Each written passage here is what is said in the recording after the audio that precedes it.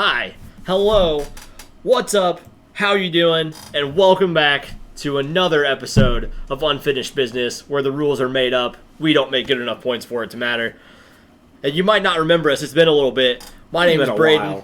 Got Greg here to my right, your left, but might as well get it popping on another episode here. Oh, yeah, and, we have been away for, 2 weeks now? It's been 3 weeks? 2, yeah. At least 2. 2. I know that for sure, because I went on vacation. Little vacay? Yeah, But tonight, we are going to talk about transaction time. Oh, yeah. We've got a smorgasbord. Oh, yeah. Just fair warning, information. this one might go a little longer than normal, but... They probably expect that from us at this point. You might as well expect it. So, we are going to talk about MLB. Well, in order, we're going to talk about NHL transactions in the expansion draft. We're going to talk about MLB. NBA next. NBA transactions / trades. Then MLB transactions / trades. Then we have our top 5 segment. We have our This Day in Sports History. And we're gonna hit on a controversial topic. Yeah. Of somebody of a. I know this is gonna spark a conversation between me and one other person, Sarah, but I think it's a conversation that needs to be had. And, we're gonna throw out some things about the Olympics, and yes, there might be some words. And when we say controversy, we don't mean the whole, political bullshit that's going on right now with certain things. But so yeah, stay tuned. But stay tuned. It's gonna be flying. But before we get into any of that, like always, we got to thank the sponsor. Yes, we do. And here we go.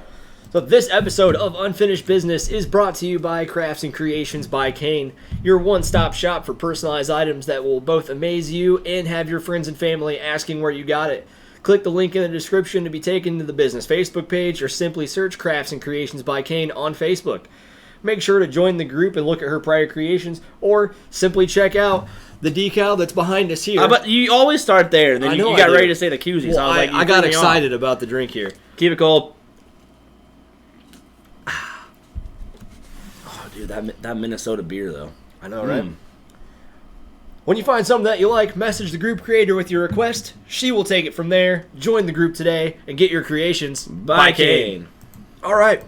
So, like Gregory said, we are going to start with the NHL expansion draft, and then we'll get into we're going to start with the expansion draft. Expansion draft first.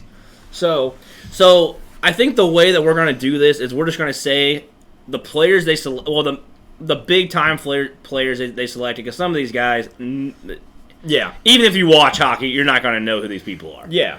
So we'll hit the main players, and then I thought it'd be a little interesting to see some of the names that they passed up on, and then obviously with some of the players from Seattle, they also selected them in this expansion draft and then released them or traded them. But we'll get into that once we get into the actual signings and trades. Yep. So looking at the list here, I think not to cut you off, I think the first big name that kind of hits for me is both Hayden Fleury and his brother, Cale Fleury, were both selected. Yes. Hayden played for Anaheim. He's on, obviously now Seattle.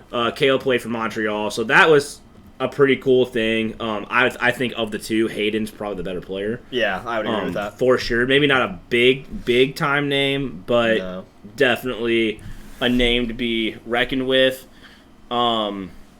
I think, honestly, to me, the next big name would be Mark Giordano. See, and that to me is a very interesting pick here, because I understand getting the veteran leadership, getting the experience in the locker room for some of these younger players, and especially for their draft picks that they're going to have coming up. Yeah. But you're taking on a contract at $6.75 million for an aging Mark Giordano, who is still he still puts up numbers, still has decent years, but as I think we can both agree, years past his prime. Oh yeah, for sure. Definitely on the downslope in his career. the talk before the expansion draft, because all these picks were freaking leaked, which really ruined watching it. To be honest. I can honestly say I didn't even watch it because I knew every team, or I knew the pick from every team. And the reason why I watched it, to be honest, was because I wanted to see if the leak was actually accurate, which I assumed it probably was. It was. But the talk that was going on during the expansion draft and even the day afterwards was that Seattle was going to take Mark Giordano, and then they were going to get a package deal with him and whoever they selected from the New York Rangers, and I think it was Colin Blackwell, if I remember correctly. I did not look. Colin Blackwell. And they were going to trade them back to the Rangers for draft picks. Yeah. And I think what ended up happening, and I can't remember exactly what they got back, but they're keeping Giordano. I think they might have traded Colin Blackwell back to New York, but they basically said a big FU to the Rangers, and because the Rangers were not willing to give them the picks they wanted. Yeah. And they're like, all right, we selected him. He's going to stay with us. Yeah. And, Giordano's going to be a good veteran for them. But, again, that cap hit. For an expansion team, $675 million. Yikes! I mean, I think he's probably going to end up being their captain, though. So I would imagine so. So then moving down a little bit here, kind of an underrated pick that I think a lot of people are going to look over: Jonas Donskoy. Donskoy. Yep. That's the next one I was going to actually say. Yeah, I mean he's not necessarily a household name for people that aren't followers of the NHL, but definitely a very quality player, and I think 3.9 might be a little high for him, but I don't think they're too upset with that contract. And I guess we should probably also say that the one that we're looking at, this was what the projected cap hit was going to be at the time that they actually drafted. We have, I honestly do not know what they signed some of these guys for. Yeah. Actually, no, that will be the cap hit because the other ones will say unrestricted free agent. Yeah, so they're going to be paying Jonas Donskoy. Yeah, so they will be paying him 3.9, which again I think is a little high for him. But I mean, honestly, for him to come into that team, I think they'd be happy to pay. I think the reason why his contract was so high was because he was on the Colorado. Yeah, to be honest. I think the next one that maybe kind of a underrated.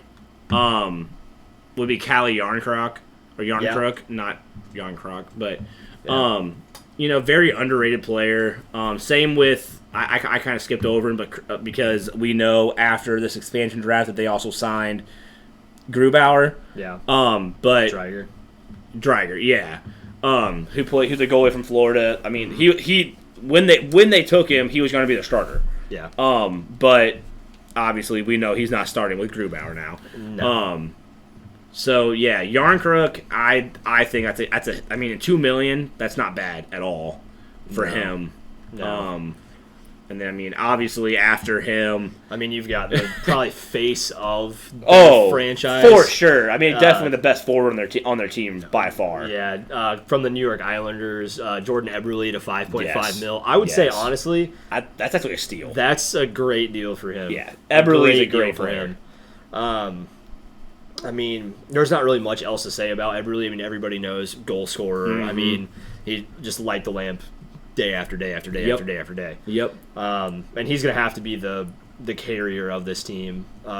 Scoring wise, yes. Maybe have a couple of goals chipped in from Brandon Tanev, who's the next player I was going to talk about from the Penguins, and I like that they took Tanev in that spot. Because he not only will he produce points for them, but he'll bring the physicality. Oh yeah, for sure. He's that net front presence, which again, another guy that we know they ended up signing, Jaden Schwartz, same thing. Yeah. So they now have Tanev and Schwartz who stand in front of the net. Yeah. The only issue that obviously as a Blues fan that I have with Schwartz, and I hope he succeeds in Seattle, is injury prone. Yeah. And I want to say they actually signed him to a pretty decent contract. And we'll get to that. We'll get to that here in a minute. So I think the next guy after Brandon Tanev, who was with Pittsburgh, but the next guy I think we have to say is Vince Dunn. Vince Dunn, yeah. And that's not even me saying it as a Blues fan, but I think quality young defenseman. I think Dunn will thrive yeah. in Seattle, and 24 years old, can light the lamp when he's actually playing hockey. Good playmaker too, to be honest. Good mover of the puck. He's got good puck skills. I mean, did it suck as a Blues fan to lose him? Yeah, but I understand why they exposed him. I wish they would have, packaged him in a trade, but yeah, that's a whole different issue. But I think he signed for 2 years, $2 million annual value, so $4 million total. So I think that's a great deal for Seattle. Yeah. So the next two were head scratchers to me. Especially the next one, because one of the players that they could have selected was Andre Palat. Yeah. And instead they take Yanni Gourde. Okay, and obviously Yanni Gourde, okay, decent player, yes. Obviously they're all going to be decent players playing in the NHL. But yeah, Yanni Gourde, a decent player, again, $5 million. Yeah. And then on top of that, you have Jared McCann coming from Toronto at 2.9, or practically $3 million. So you're paying. Well, I wanted to look real quick. You can keep going. I'm just gonna look at the contract. Yeah, so you've got Yanni Gourde making what's going to be $5.2 million this next year from Seattle, and you're going to have Jared McCann from Toronto, who is going to be making roughly $3 million with Seattle this coming year as well. I mean, you add that on top of, so add those two together, you've got $7 million there, and then you've got another another $3 million from like somebody we didn't even talk about, Minnesota Carson Soucy. Oh yeah, I completely skipped over him. Almost $3 million there. Yeah, and then you've got Giordano's contract of almost $7 million in itself. I mean, that's all going to add up. I mean, obviously they had $30 million in cap space after the expansion draft, which. I mean, obviously they've used since then. And we'll talk about players that they passed on, which I understand passing, but a lot of stars. Yeah. So I just looked up the Andre Palat cap hit for next year. I understand now why they went with a little cheaper Yanni Gourde. Andre Palat, 5.3. That's 100,000 less or 100,000 more. But for a player, I think it is leaps and bounds ahead of Yanni Gourde. In my opinion. In my opinion too. I mean, I don't know stat wise. I don't follow Tampa Bay all that much. Yeah. Other than when they're in the Stanley Cup. Yeah. But getting off of, did we talk about Jared McCann? Yeah. Okay. Yeah. So after that, there's not really Vitek Vanacek. Maybe just that contract. I mean that amount's pretty good for him. Yeah. But players that they passed on. Yeah. And again, I think we both agree. We understand why they might have passed because of obviously cap. Yeah. For a lot of these players. For a lot of these guys, but the one that at the time, and obviously we talked about that they already took Grubauer, but the one that I was shocked that they did not take was Carey Price. And instead of Carey Price, they take Cale Fleury. Yeah, and I wonder if, and we talked about this before we got on the podcast, I wonder if A, they knew that they had a shot at Grubauer, or B, Price was getting surgery this offseason. Yeah. And I wonder if they were just afraid, because that's a huge cap hit. I want to say like $10 million a year. That's a lot, yeah. So I wonder if it was a mixture of that. But, credit to Montreal because they exposed Carey Price, probably hoping that Seattle does not take him and protect another player. Yeah. So credit to them, but again, when you have a guy like Carey Price available, and you're an expansion team. Yeah, that's like with when Vegas had theirs and they took Marc-Andre Fleury. That was a whole different issue, though. I think because they kind of did like, and I think that's the reason why they changed the rules this year. Because what they did with Marc-Andre Fleury was kind of like a gray area. Well, yeah, but I'm just saying, like, they took advantage of the rules that were in place at the time, and they knew that they had a goaltender in Marc-Andre Fleury that was at the peak of his career still, and honestly still playing great. But we'll get into the whole talking about more Marc-Andre Fleury later on. So why don't we just stick with Seattle here, and I'll go ahead and just name off the players that they had skipped on here. So we touched on them skipping out on Carey Price. They also skipped on Vladimir Tarasenko from the Blues. They skipped out on PK Subban from the New Jersey Devils. As needed. Yeah, they skipped on Ryan Johansson and Matt Duchene from the Predators. They skipped on Jacob Voracek from the Flyers and James Van Riemsdyk from the Flyers. And then Jason Zucker from the Penguins and Adam Henrique from the Ducks. And of those, especially the Nashville Predators one, I think for them, the Calle Yarncrux is a fine pick over Matt Duchene and Johansson. Yeah, I want to say I think that's a great pick. I mean, I don't think with any three of those players you could really go wrong. I don't think they don't have. But I think Yarncrux is definitely the youngest and cheapest. Yeah, Duchene might have a crazy contract, but Duchene. I mean, I can look it up if you want, but I'm almost positive Duchene's contract is ridiculous. But I mean, yeah, I don't really blame them on passing on Tarasenko. Neither do I. Injury prone. Neither do I. I mean, his as a stats haven't been there the last as a Blues fan, years. As a Blues fan, I was hoping they would take him, but I knew they wouldn't. I mean, and plus, they know that Tarasenko has asked for a trade out of St. Louis. Well, so and that was if they want to get Tarasenko, they might be able to package something together and be able to get Tarasenko.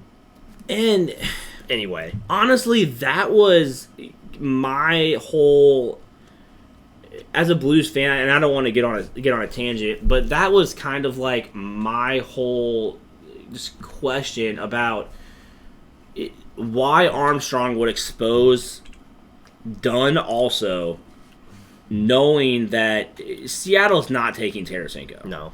There's no way. So, yeah, you can expose him, but they're not going to take him. So why would you not want to try to protect Dunn, see if you can do a package deal, and get something for him rather than lose him for free? Yeah. I mean, and that was the reason why I was a little disappointed, but I also understood it. Yeah, I mean, I think his thought process might be along the lines of Dunn going to be an RFA. So I mean, all a team would have to do is offer him a contract, and then the Blues would have to match that contract or end up losing him anyway. And let's be honest, the Blues had a lot of off-season moves to make this year to even sign their own players, let alone. We'll get into that too. Yeah, but another one. I mean, obviously, I already said my whole 2 cents on PK Subban. Yeah, he wasn't going anywhere. I mean, he wasn't going anywhere. I mean, if they would have taken PK Subban there, I mean, they have the money for it, but no. I think they definitely made the right decision there. PK toward the end of his career, honestly, whenever he was in Nashville, I mean, obviously a household name. I mean, people just kind of forget about him now that he's in New Jersey. So the one that I was going to say that I was shocked that they didn't take was Jason Zucker, but now I understand why, because they got Tanev for $3 million cap, 3.5, yeah, and it would be another $2 million for Zucker. Yeah, and I think Tanev for the role that they're probably looking for at that point, considering they didn't have Schwartz yet, but they needed that net front presence, and there isn't really anybody. Well, and honestly, Tanev actually had a pretty solid year last year. I mean, obviously not like top points in the league. He's not Sidney Crosby playing over there, but but his role, he plays well. And I mean, I had him. I'll be honest, on my fantasy team, I had him, and he got me some points. Yeah. Who was I'm trying to think of the other. Voracek and Van Riemsdyk. Yeah. That. Yeah. I mean, that's just. I mean, those are big name guys, Voracek, and instead you get $8.25 million through 2023, 2024. Yeah. Yeah. For well, and the guy they get off of Philadelphia is Carson Twarynski. Yeah. Or Twarynski, who is a young, powerful forward. Mm-hmm. I want to say you're fine. Yeah. And you can sign him for whatever you want because he's a restricted free agent. Yeah. And I think, and even the last player, Adam Henrique, I mean, you get Hayden Fleury. I'd rather have Hayden Fleury over Adam Henrique anyway. Maybe still like at the very end of his prime, possibly, but getting again towards the end of his career, Hayden Fleury is a young up and coming defenseman. Oh, for sure, yeah. I mean, why not take a shot there? And plus, I mean, you're going to be paying Fleury a lot less than what you're going to be paying Adam Henrique. Yes. Well, and that's kind of what I liked about how Seattle did this is unlike Vegas, Vegas was very much win now, which obviously it's worked. Obviously, it's worked, and they've been able to keep that success. Yeah. Let's be honest, it's because they changed.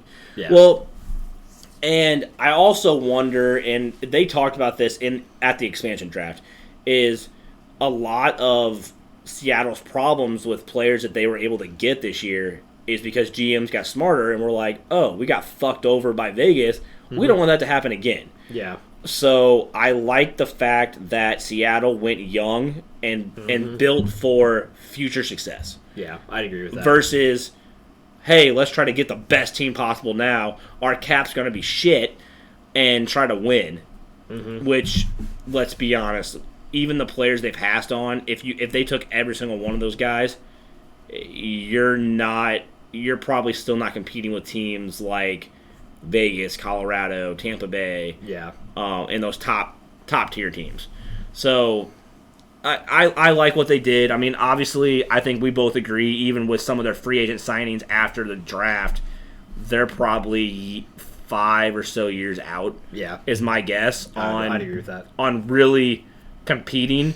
Now, don't get me wrong, they might pull a Vegas and come out firing, and all these players feel like they were betrayed by their other team, and they go on a run. Anything, it's hockey. Anything can happen. Fuck, look at the Blues, worst to first. Yeah, true. Okay, so, but do we want to get into other signings and trades, or how do you want to do this? Yeah, why don't we go ahead and just skip on ahead, and we'll go to the signings and trades. Okay, you want to stick on the? I'll do trades. I'll do trades. I'll stick on the signings because it'll automatically. We should go team by team. Team by team. Okay. So, Anaheim. There's not really too much going on. I know as far as signings go. Question: what date are we going from? I mean, yeah, this is not April 12th. Well, what's funny is I just looked at this. Yeah. They acquire Hayden Fleury. Yeah, and they expose him. And then expose him. Yeah. So Anaheim, I found that funny. Anaheim's only signing thus far was on the 28th of July, and they re-signed Getzlaf to a year. So, it doesn't have any type of a. Yeah, I don't think the actual cap hit has really been released at all. Yeah. So, yep. Jumping ahead to the Coyotes. I mean, honestly, let's see. I'll let you do their signings. Yeah, so they got some trades. They do have some trades. So, looking at I'll start at the 26. 26, they signed Dmitry Ashkin, which, okay. Yep. Good for them. Ryan, have fun with that. Yeah.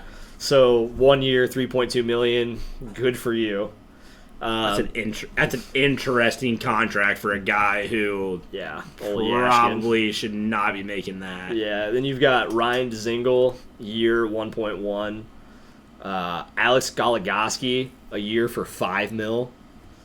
And then they signed Carter Hutton to a year without a released cap hit yet. And then, I mean, they signed Travis Boyd and Connor Timmins, but... So, trade-wise, they get Andrew Ladd, a second-round pick, and then conditional second- and third-round picks future on for no return for the other team. Yeah. I think it's future considerations. Yeah. Is what it is. Yeah, I remember that. And then they also get Shane Gothisbehere, a 2nd-round pick, and a 7th-round pick for future considerations for Philadelphia. Yeah. They've made some moves this offseason. They get okay, because we're gonna talk about this later on. Yeah. But they get Jay Beagle, Louis Erickson, Antoine Roussel, a 1st-round pick, a 2nd-round pick, and a 7th-round pick from Vancouver. From Vancouver. Yeah. They get Anton. Okay, I'm not gonna talk about that one, but they do lose Darcy Kemper to Colorado, which we'll talk about that in Colorado for a 1st-round pick, Connor Timmins, and a conditional 3rd-round pick 2024.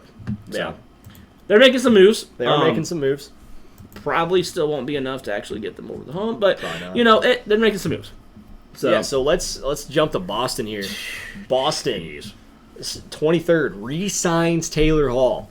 That for them, that's a huge signing. 4 years, $6 million a year. So, yep, yeah, huge signing. So then, jump ahead a couple days. They sign Linus Ullmark, 4 years, $5 million. Nick Foligno, 2 years, 3.8. Yep. Eric Howla, 2 years, 2.38. I'm not worried about it. And then I got you. Oh, thank you. Oh, by the way, before you asked, they didn't have any trades. Well, okay. They did, but they acquired a 3rd-round pick. So yeah, that's all they got. So that's really Thomas Nosek, Mike Riley, Derek Forbert. Honestly, I think that Linus Ullmark might be the best signing that they did because he might end up taking over Tuukka Rask here in about a couple years. Yeah. Maybe even after next year. I don't know. I mean, Tuukka Rask is getting up there, so he is. But you want to talk about Buffalo?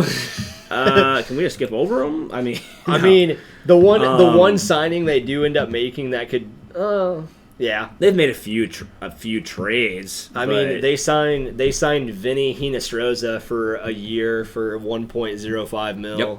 Yep. Craig Anderson less than $1 million. Aaron Dell less than $1 million. Yeah, just filling a roster basically. So trade wise. They have traded away Rasmus Ristolainen, Sam Reinhart, and they've only acquired Will Butcher and a 5th-round pick.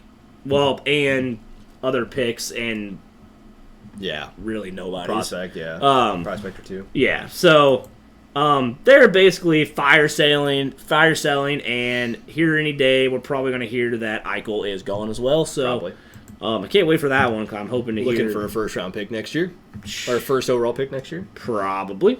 So then we're looking at the Calgary Flames. Yep.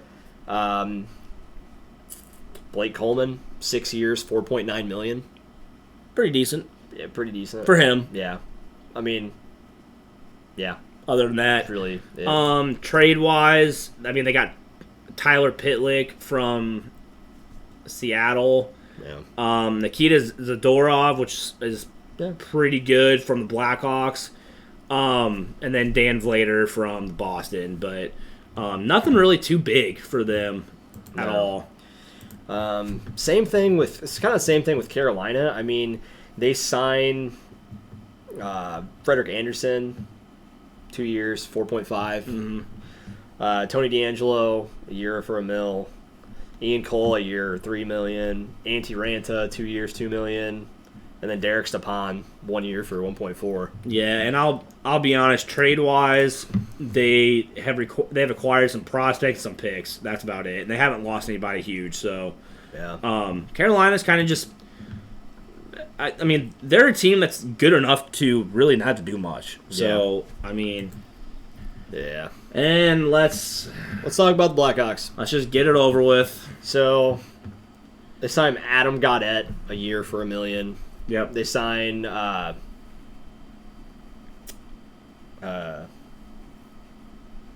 Ujjar. Yeah, good luck with that. Yeah, Ujjar. Some random dude for 2 years and about $1 million. Yeah, and then they have done some trades. They have done some trades, and you can discuss the trade, and then I'll discuss the extension. I'll discuss a whole bunch of trades. So I'll save that one for last. Okay. So they traded away Duncan Keith and Tim Soderlund for Caleb Jones and a conditional pick to Edmonton. They traded. So this was. That trade caused a big So everything a roller coaster. The Blackhawks get Marc-Andre Fleury for a prospect, and honestly, what I think it is was Vegas trying to A, clear cap room, and B, thought Marc-Andre Fleury would actually retire. Yeah, because there's no way you trade away a Vezina winner for a prospect, and that's it. Yeah. So that's a steal. I remember. That is a steal. Seeing the Blackhawks. meme on there from the like prospects perspective, and it was like, "Oh, we're sending you to Vegas for Marc-Andre Fleury," and he's like, "Oh, who's coming with me?" No, it's just straight up one for one. It's like, oh, yeah. All right. So another thing they did was they traded away Brent Seabrook. About time. Well, he's retiring. I know. Like literally, it was Tampa Bay trying to clear cap room because they're $18 million over the cap. Yeah, and want to stay in the cup. For Tyler Johnson, pretty good pick. And the big one is they trade away Adam Bogquist, a first-round pick, a second-round pick, and a first-round pick in 2022 for Seth Jones, a first-round pick in 2021, and a sixth-round pick in 2022. And then sign him to a $9 million extension per year. Yeah, well, which his is extension. ridiculous. His extension totals 8 years, $9.5 million. Like per year. Per year, yeah. Yeah. So $76 million total, which is ridiculous for Seth Jones.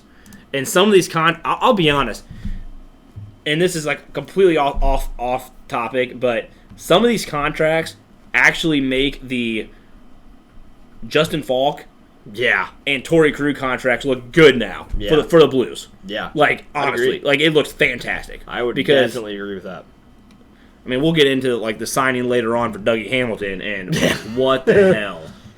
So, but the Blackhawks, I'm a Blues fan, but they made moves. Absolute steal in Marc-Andre Fleury. Oh yeah, they made moves. Absolute steal. And we'll get to some Blues stuff here. Well, I know. Let's talk about the Avalanche. Yeah. So we've got Gabriel Landeskog at 28, signing an 8-year deal at $7 million, taking him up to 36. I'm going to go ahead and do one of these numbers to Gabriel Landeskog. Yeah. And the reason I do that is because the talk was the Blues were like the favorites to get him if he didn't re-sign. And he re-signs at midnight? Yeah. Of the trade deadline day or the signing date. I'm like, you gotta be fucking kidding me. So they signed Gabriel Landeskog. I mean, honestly though, 8 years at 28, he's gonna be 36, making $7 million. Yeah. Well, and he put a no trade clause. Yeah, I'm all for honestly the Blues not getting that contract.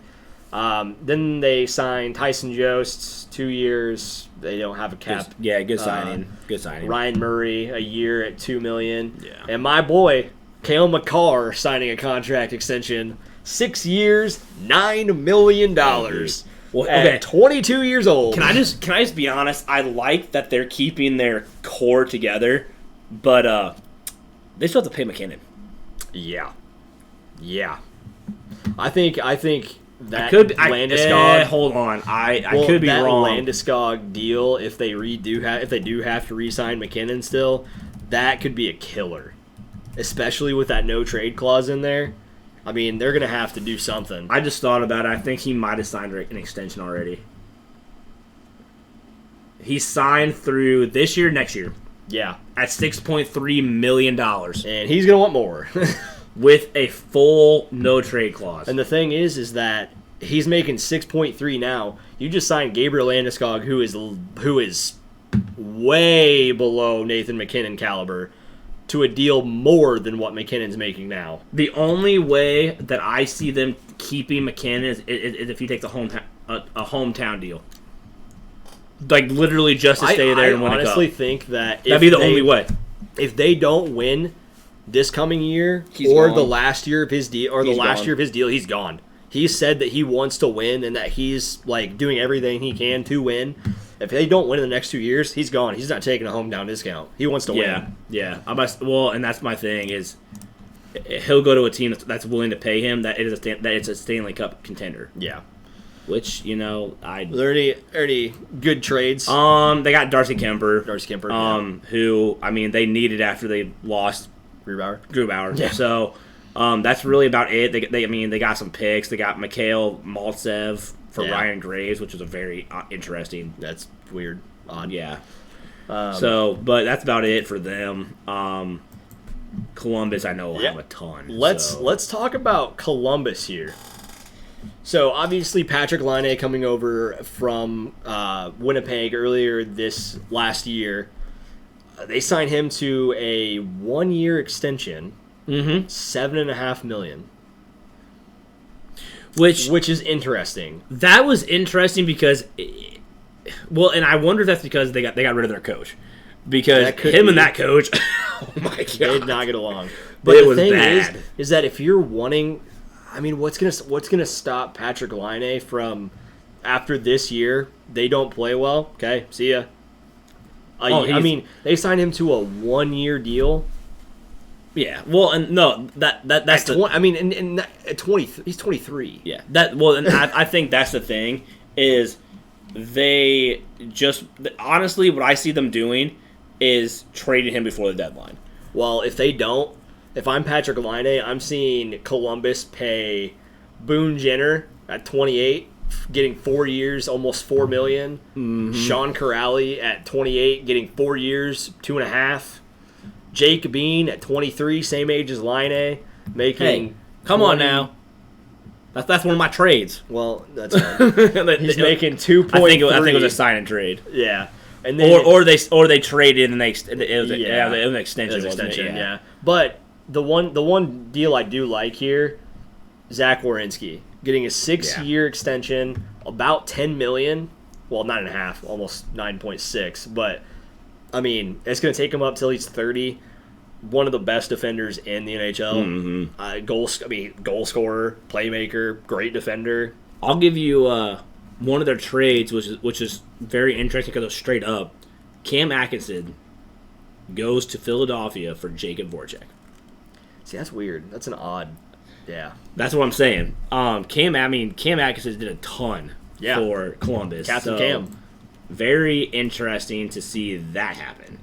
Yeah. But we will go to Dallas, and I'll just go ahead and tell you they did nothing. They've done a couple trades for picks. Yeah, their big deal here. They signed, they made a couple big deals, but Ryan Suter, 4 years, 3.7, which is huge. Yeah, huge. Braden Holtby, a year for $2 million. So okay. And I saw that, and I'm really wondering, is Ben Bishop done in Dallas? Because, they have Lettinen, don't they? Yeah. So, they signed Braden Holtby. Maybe they're letting Lettinen go and they're going to have Holtby be the backup. Or maybe do a 1-2 duo between Holtby and Bishop. Best goaltending core I've ever seen. Yeah. You thought Marc-Andre Fleury and Leonard was good this year. Yeah, Ben Bishop, Braden Have Holtby. fun. Yeah. Dallas hasn't really done much. Yanni Hakanpää. And then you got freaking Detroit. Yeah. They signed Mark Stahl, 2 years, or for 1 year, $2 million. Yeah. Sam Gagner, a year. They re-signed Bertuzzi for 2 years. Yeah. Trade wise, they got Nick Leddy, right? Leddy. I think it's Leddy. For Richard Panik, which was interesting to let him go. Yeah. Alex Needle, however you say the last name, from Carolina, and they got Mitchell Stevens. They haven't. Other than that, not too much. I guess the next one would be Edmonton, who. It might be on there or not, but I want to say they just signed Darnell Nurse today. Yeah, it's on here.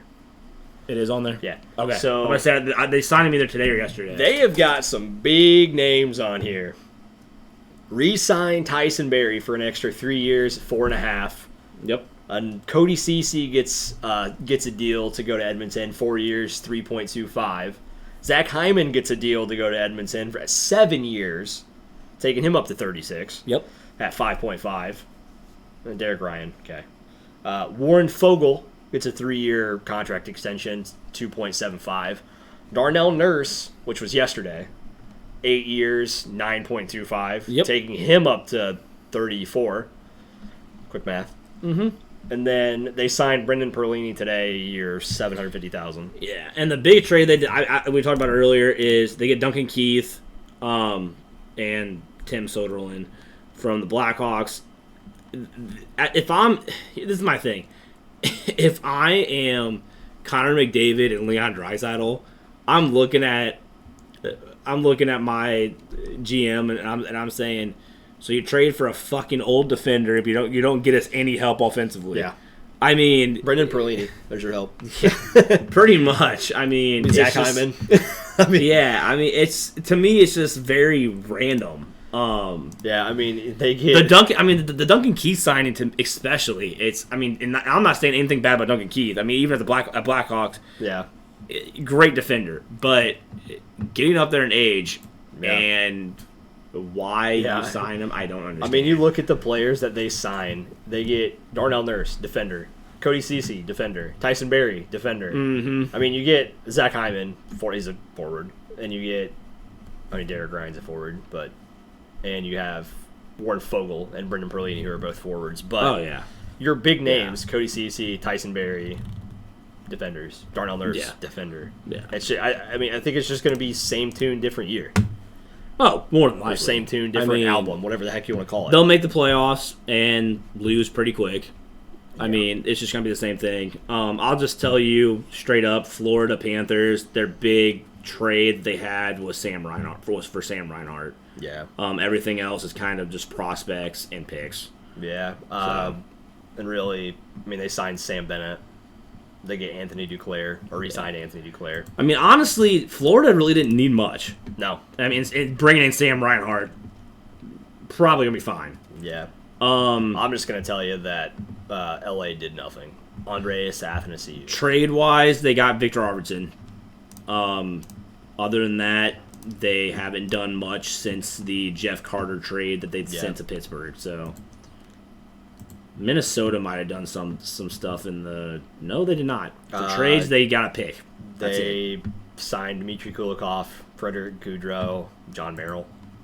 Yeah, so Minnesota... Crazy. Well, and they weren't far off either. And I will say this, though. There is talk that Kaprizov may not sign back. Yeah. He wants a crazy year deal and money to the point where he's already said, I'll go back and play in the KHL. Like, he does not care. Why not? Yeah. And I don't know. He kind of carried that team last year. Here's my thing. Like, you have to sign him. I mean, what else are you going to do? And he knows that. What else are you going to... Yeah. I mean, what else are you going to do? Yeah. He helped your team in the postseason. But going on to Montreal, they didn't do any trades. So, unless they did some signings, they didn't do anything. Matthew Perreault, Arturi Lehkonen. Okay, yeah. So they didn't really do too much. Nashville. Okay, they did decent amount. Well, I'll just tell you, they re-signed Mikael Granlund, 4 years, $5 million. That's all I got. Yeah. So in Nashville, obviously they traded away Victor Arvidsson. They traded away Ryan Ellis in a 3-team deal, and they got Cody Glass and Felipe Myers, and then they got a pick. So trading away Ryan Ellis. Yeah. Which I tell you what, we'll get to the third team in that deal, and wow. Let's just all right. Let's get to the team we all want to talk about. Let's just not fucking talk about Old New Jersey Devils. They signed Jonathan Bernier. Okay, 2 years, whatever. Thomas Tatar, 2 years, 4.5. Dougie Hamilton, 7 years, $9 million. And that's what I'm saying when I say like the Justin Falk and Torrey Krug deals don't look that bad. And that takes him to 35. That is ridiculous. He's making $9 million. Well, and here's the thing that pair him alongside of PK, I guess. Ryan Graves. I mean, yeah, but I'm just saying, like, they acquired Ryan Graves also. Yeah. So I mean, they could easily pair him with Ryan Graves. They also got Christian Yaros, but yeah, that Dougie Hamilton deal. Here's my thing: they got Ryan Graves, they had Dougie Hamilton, and Ryan Graves is a defender, right? Now that I say that, I'm like, I could have sworn he was. Yeah. I'll just click on him just to make sure. Yes, okay. But here's my thing with this. It's not like signing him to a 7-year deal.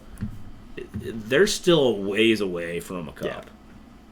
Yeah. And even they might have signed the other Hughes brother like in this offseason. Yeah. Whoopty freaking do. Like they are a ways away. It's not another. He's not another Jack. Yeah, like I don't. I guess if you think that like down the road in like 5 years you're going to be a cup favorite and you need this guy, maybe. Okay. But at that point in time he's going to be 33. Yeah. Like, I mean, defenders can definitely play older than what most forwards can, but they can. But I mean for most of his career, I mean, he's put up good numbers. Don't get me wrong, but it's really been this last couple of years that he's really turned up and really played well. I mean, what happens if he goes to this new team? And just doesn't perform well? I mean, you're paying him $9 million for his last 2 years. Well, look at their PK Subban deal. I mean, that's true. You would have thought they would have learned from that. Yeah. I can tell you that the Islanders did nothing. Yeah, the Islanders they signed Adam Pelech. Yeah, trade-wise, they got Richard Panik, and then they traded away Andrew Ladd for no return for a future consideration. So, I mean, they didn't really do much. Rangers. Rangers have made some deals. Barclay Goodrow, 6 years, 3.6. Philip Keitel, 2 years, re-signed. And I'll let you... I must say, actually, Barclay Goodrow was they traded for him and then extended him. They acquired Nick DeSimone from Vegas for Brett Hoden. They also acquired Sammy Blais and a second-round pick from the Blues for Pavel Buchnevich, which we'll talk about later on. Yep. And then recently they acquired Ryan Reeves and signed him, I think, to a 2 or 3 year deal. 1 year. Yeah, and he's 34. So I mean, I thought they did. So they got him and then they signed him to another year. So he's there for 2 years. They signed him for an extension. Yeah. Didn't they also get somebody else? No. Okay. So, and there's talk that they're in the running to try to trade for Tarasenko as well. Take him, but obviously we don't know what's going to happen with that. Yeah. So Ottawa has done nothing. Michael Del Zotto, 2 years, 1.7. Have fun with that. Ottawa Senators, they got Nick Holden for Evgeny Dadonov. Oh, to Vegas. Yeah, have fun. Evgeny Dadonov. Really the only thing that Philadelphia has done, they signed Martin Jones to a 1 year, $2 million deal, and they get Captain Keith for a year, $900,000. Jesus. Oh, Captain Keith Yandel, for anybody that doesn't know. Yeah, Keith Yandel. So trade wise, they acquired Ryan Ellis. They traded away Shane Gothisbehere for no return. I believe it's future considerations. Mm-hmm. They acquire Rasmus Ristolainen. Yeah. And Cam Atkinson.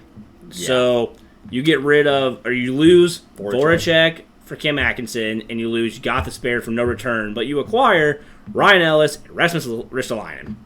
Have fun. They will be honestly, I think they're going to be a very good team next year. Yeah, I'd agree with that. My 2 cents on that. Pittsburgh hasn't done anything. They got Philip Hallander for Jared McCann. Yeah, they signed Brock McGinn 4 years, 2.75, and then they signed Danton Heinen to a 1 year, $1 million deal. Nothing crazy. Nice. So we're on San Jose, right? San Jose. See what they've done. And then a couple things. They got Cogliano. They got Aiden Hill and Nicholas Merkley. So I don't know either one of those players. So let's look at Seattle. Okay, Seattle signs Adam Larson. 4 years, $4 million. Yup. They signed Jamie Alexiak, 5 years, 4.6. That's a hell of a deal right there. They get. Well, I'll let you talk about that one. Philip Grubauer. Yeah. I mean, we already knew about that. Yeah. Oh, by the way, for trades, they have all they've done is either traded away their picks, like they traded away Vitek Vanacek for a pick. They traded away Curtis McDermott for a pick, and they traded away Tyler Pitlick for a pick. Okay, so then they sign Philip Grubauer, six years, $5.9 million. They sign Jaden Schwartz, 5 years, $5.5 million. Alex Wenberg, 3 years, $4.5 million. I mean, Connor Carrick. I think a lot of these other ones are ones that they drafted and then they had to sign because they were free agents. Yeah. Well, Marcus Johansson. Oh, I forgot about that one. 1 year, 1.5, and then they signed Vince Dunn, who they had already drafted. Yeah. He was an RFA. They signed him to a 2-year deal at $4 million. Yep. So not bad at all. So we will go to our St. Louis Blues, who trade-wise have only done one thing, where they acquired Pavel Buchnevich for Sammy Blais and second-round pick, and I honestly think that's a great pickup, being that they lost Jaden Schwartz. Yeah. So on top of that, they do get Pavel Buchnevich. They sign him to a 4-year, $5.8 million contract. And then the big signing, one of the biggest signings, I think, maybe biggest impact signing, maybe of the year so far, Brandon Saad, coming from Colorado. 5 years, $4.5 million. Yes. I really like the way that Brandon Saad played. I actually remember, I don't remember if it was on the podcast, but I know that I've talked to you about it before, and I've said, actually, it was on the way home. It was at the game. Yeah, I think it was at the game. It was when we went to the playoff game, and it was on the way home. Because we were talking about how the Blues needed to pick up a two-way forward, and I said, you know who would be a good two-way? Brandon Saad. And I think my exact words were, I don't like the guy because he played for the Hawks, but great player. Now that he's been off the Hawks for a while and now he's with the Blues, only thing I hate about him is, of course, he has to be that guy. Take Steen's number. That just comes in as like, hey, I'm gonna wear number 20. Yeah. Just to be that guy, I think. And a lot of fans are pissed off about it. I'm not, because I'm just trying to say it this way. Was Steen a big part of the Blues? Yes. Was he a Hall of Famer for the Blues? No. Yeah. So there's no reason. He was a great leader. But there's no reason to say, oh, that's Steen's number. Yeah, he just retired. Yeah. Get over it. So the only other they signed Ivan Barbashev 2-year, $2.25. Don't even say their most recent one. Oh, I'm going to. Jordan Kyrou re-signs 2 years, $2.8 million, and our boy Zach Sanford somehow gets a contract at 1 year, $2 million. $2 million for the way this motherfucker plays last year. That's what I'm saying. $2 million for Zach Sanford. That's just ridiculous. A great deal for Zach. Yeah, a great deal for him, not for the Blues. Yeah. Maybe also point out that they have not signed Robert Thomas yet. Yes. So, they also signed Nathan Walker.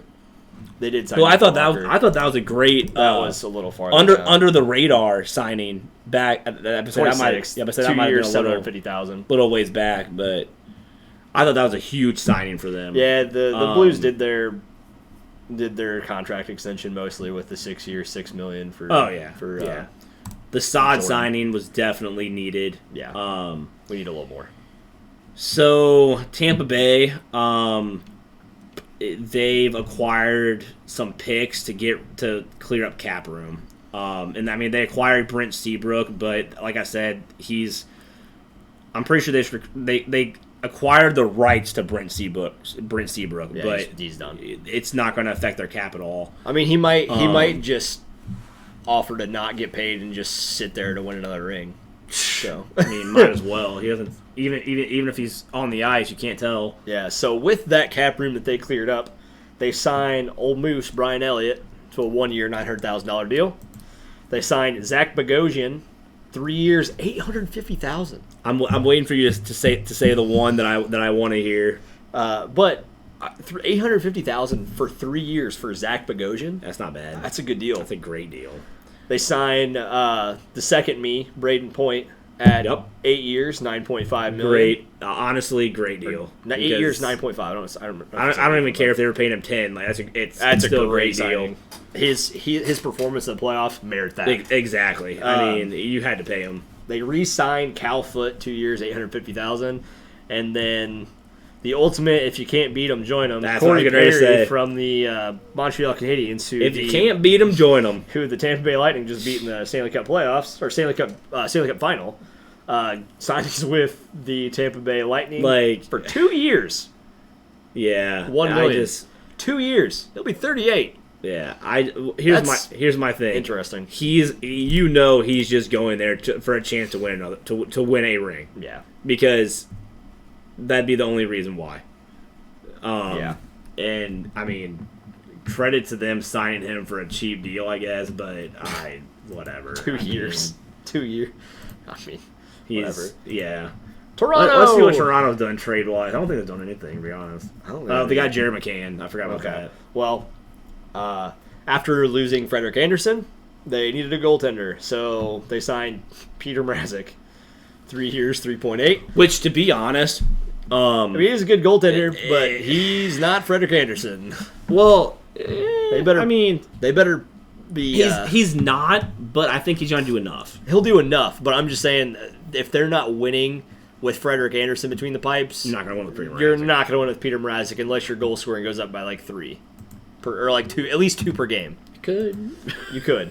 Probably not, but they signed Nick Ritchie 2 years, 2.5. I want to know where they're finding this money. Yeah, no kidding. That's really it. There's not much of anything else. Vancouver trade wise, they got Jason Dickinson for a pick. They got Oliver Ekman-Larsson and Connor Garland for a haul back to Arizona. Yeah. Jay Beagle, Louis Erickson, Antoine Roussel, a first-round pick, second-round pick, and a seventh-round pick. So, I think Arizona made out very well in that pick. Yeah, in that trade. So, piggybacking on that, they actually signed Connor Garland to a contract extension, 5 years, 4.95. Which I think if you're giving up that much, yes. Yeah. You have to. Yeah, I think, honestly, 5 years, 4.95 for Connor Garland. Big forward. Definitely physical, long arms, good shot. I mean, I think he'll work out well. They signed Yaroslav Halak, year, $1.5 million. Luke Shen, 2 years, $850,000. Great deal. Nick Paton, a year, $750,000. Brandon Sutter, year, $1.5 million. I think it's Sutter, but who cares? Yeah. It's the same difference. Other than Tucker Pullman, 4 years, 2.5. Yeah, After making a run in the playoffs a year before, Vancouver kind of just fell apart last year. Yeah. I don't know if that was because they changed goalies or what it was, but they just not the same team. So we will go on to Vegas. Yeah, Vegas. I'll just go ahead and do the trades first. Yeah, go ahead. So they acquired Nolan Patrick in that 3-team trade that we talked about earlier with Philly and Nashville. How? Yeah. How do you allow this to happen? Yeah. They get Nolan. Well, we'll keep going. They get Nolan Patrick. Yeah. Brett Hoden, who, that's fine. They lose Marc-Andre Fleury. I think that's probably fine for them. Yeah. They also get Evgeny Dadonov. Yeah. But, I mean, regardless, it's still... Goal scorer. What? Goal scorer. Yeah. So it's like... the only reason why I'm not as... worried necessarily about Vegas next year is their starting goaltender now is Robin Lehner. Their backup's Lauren Brissant. Yeah, well, 2 years, 2.3. Regardless, it's Robin Lehner. Yeah. Who, yes, good goalie, but it's not Flower anymore. So I like my chances. And their only 2 signings here recently have been Lauren Brissant, 2 years, 2.3, and Alec Martinez signs an extension, 3 years, 5.25. Yeah. All right. Washington only really acquired Vitek Vanacek, so that's what they did for. Ooh. I get to. Oh, Alexander Ovechkin, the grade Hell 8, yeah. signs at 35 a 5-year contract extension. So he's going to be 40 when that ends. Let's be honest. At 9.5. Let's be honest. They really just signed him for a chance to break Gretzky's goal record. I mean, that's yeah. all it is. That's all But it is. he can play to 40. I mean, honestly, he's still putting up numbers. Fuck, even if he just goes out there on the power play and just stands in his Just put him spot. in the spot. Here, guys, just pass me the puck. I'm trying to stand here. Yeah. Winnipeg, they got Brandon Dillon and Nate Schmidt. So I mean, decent players, but nothing too crazy. They re-sign Paul Stastny to 1 year, 3.75. Okay. And they sign Riley Nash a year, $750,000. That should be flip-flopped. Yeah. Riley Nash is Yeah. definitely worth more than $750,000. Paul Stastny is definitely not worth 3.75. I mean, don't get me wrong. Paul Stastny's a great center, but ain't worth at this 3.75. point in his career, $3.75 million for a year. Yikes. Yeah. Winnipeg really must be. they had money to throw around after Line is gone. That's true, but. So that is our wrap on NHL. the old NHL, which obviously, like we said, this is going to be a longer episode because, I mean, we just talked an hour on NHL, which is not like us Yeah, it's all right. at We'll all. get through it. But, hey, that's fine. We'll quickly Because let's be honest, NBA is not going to be very long for us. I'd agree with that. So we'll quickly transition into one of our segments, This Day in Sports History, Yes, being sir. This is all August 7th. August 7th. Hey, and it's not 2 o'clock in the morning this time. It's not. It's only 10:40. Only 10:40. Yeah, so August 7th. Year is currently 2021, obviously. So Well, in I hope. August 7th, 1907, Walter Johnson wins his first game of his career. Nice. Ends up having 416 career wins. Well, hey, I mean... Major League Baseball, that's a lot, obviously. I mean, 200's a lot. Yeah, 100's it's a very rare to get to 300, so Yeah, he so- got to 400. Let alone 400. Jump ahead 41 years. 1948. Braden's math is not good it's not. at any time. I'll tell you what is good, though. American Alice Coachman becomes the first black woman from any country to win a gold medal in the Olympics. Well, damn. Okay. And she does that in the high jump. Okay. Nice. I like it. Ooh, yeah, we're going to fast forward another couple of years. I'm not going to try and figure out because the math is not easy. To 1992. Okay. The Orlando Magic signed their number 1 overall draft pick, Shaquille O'Neal. Shaquille O'Neal. And the For- rest is history where he doesn't win a ring with them. Very true. But something that is funny, just a Shaquille O'Neal story. I don't know if I'm sure a lot of people know about it, but he has the biggest purchase in Walmart history. He got traded to, I don't remember if it was his trade from, or to LA, or if it was his trade away from LA. But he literally went to Walmart and bought like 4 TVs, like all of his furniture, like everything. impressive. Pans to cook with, food. I mean, he eats a lot, so I mean, I want to say I it was would like, hope so. I mean, Jesus. yeah, I want to say it was like the number could be wrong. I'm actually going to Google it because I'm curious. But it was a very high amount. Let's see. I want to say it was like, yeah, the biggest purchase in Walmart history, $70,000, which was also after midnight, by the way. Nice. Yeah, he literally landed in his plane, got his car, and went to Walmart, bought all of his stuff, went home to his apartment. Good for him, you know? Yeah. I mean, It's a funny story though.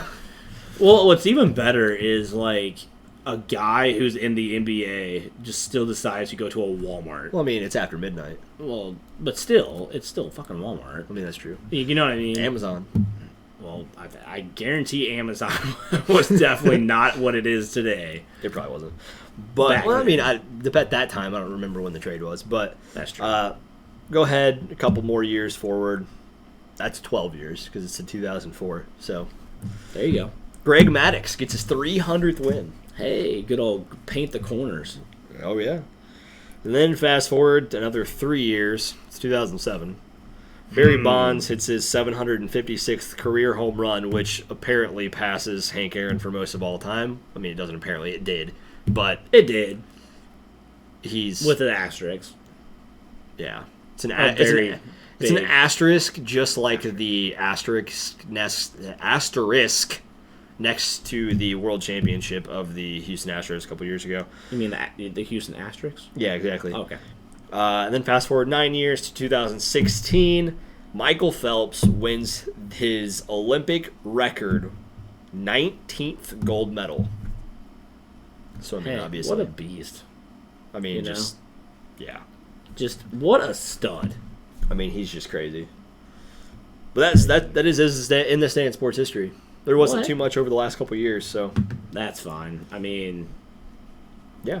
But I think we finished with the high note. The Olympics are going on. The Olympics Oh, are yeah. right there. So there's there's a couple Olympic things in there. First black woman to win a black that's medal. what I'm saying. Michael Phelps winning. So we will switch over to NBA. NBA.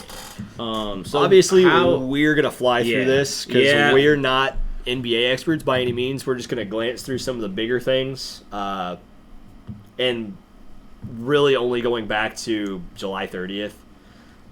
So Derek Favors goes to Oklahoma City from the Utah Jazz. They get draft considerations from. Well, they honestly kind of swap draft considerations. Yeah. yeah. I mean, And big honestly- pickup for Oklahoma City. Honestly, that's pretty much the only thing in July Yeah. because yeah. Yeah, but I mean, big pickup definitely for Oklahoma City. I mean, Derek Favors is still a quality player. I think a big one, at least for me. I mean, it may not be a big thing in the grand schemes of things, but Ricky Rubio goes to Cleveland, and Minnesota Timberwolves get Taurean Prince, as well as a draft. Minnesota received a draft consideration from Cleveland too. So Yeah. but Ricky Rubio, still bouncing around the league. Still bouncing around. That's about all I can say because yeah. Then let's look here. looking. Oh, here we forward go. here. Lakers signed guard Austin. Oh, I thought it was Austin Rivers. Never No, mind. it wasn't. I'm an idiot. Never mind. Yeah, the next. Okay, here's the big trade here.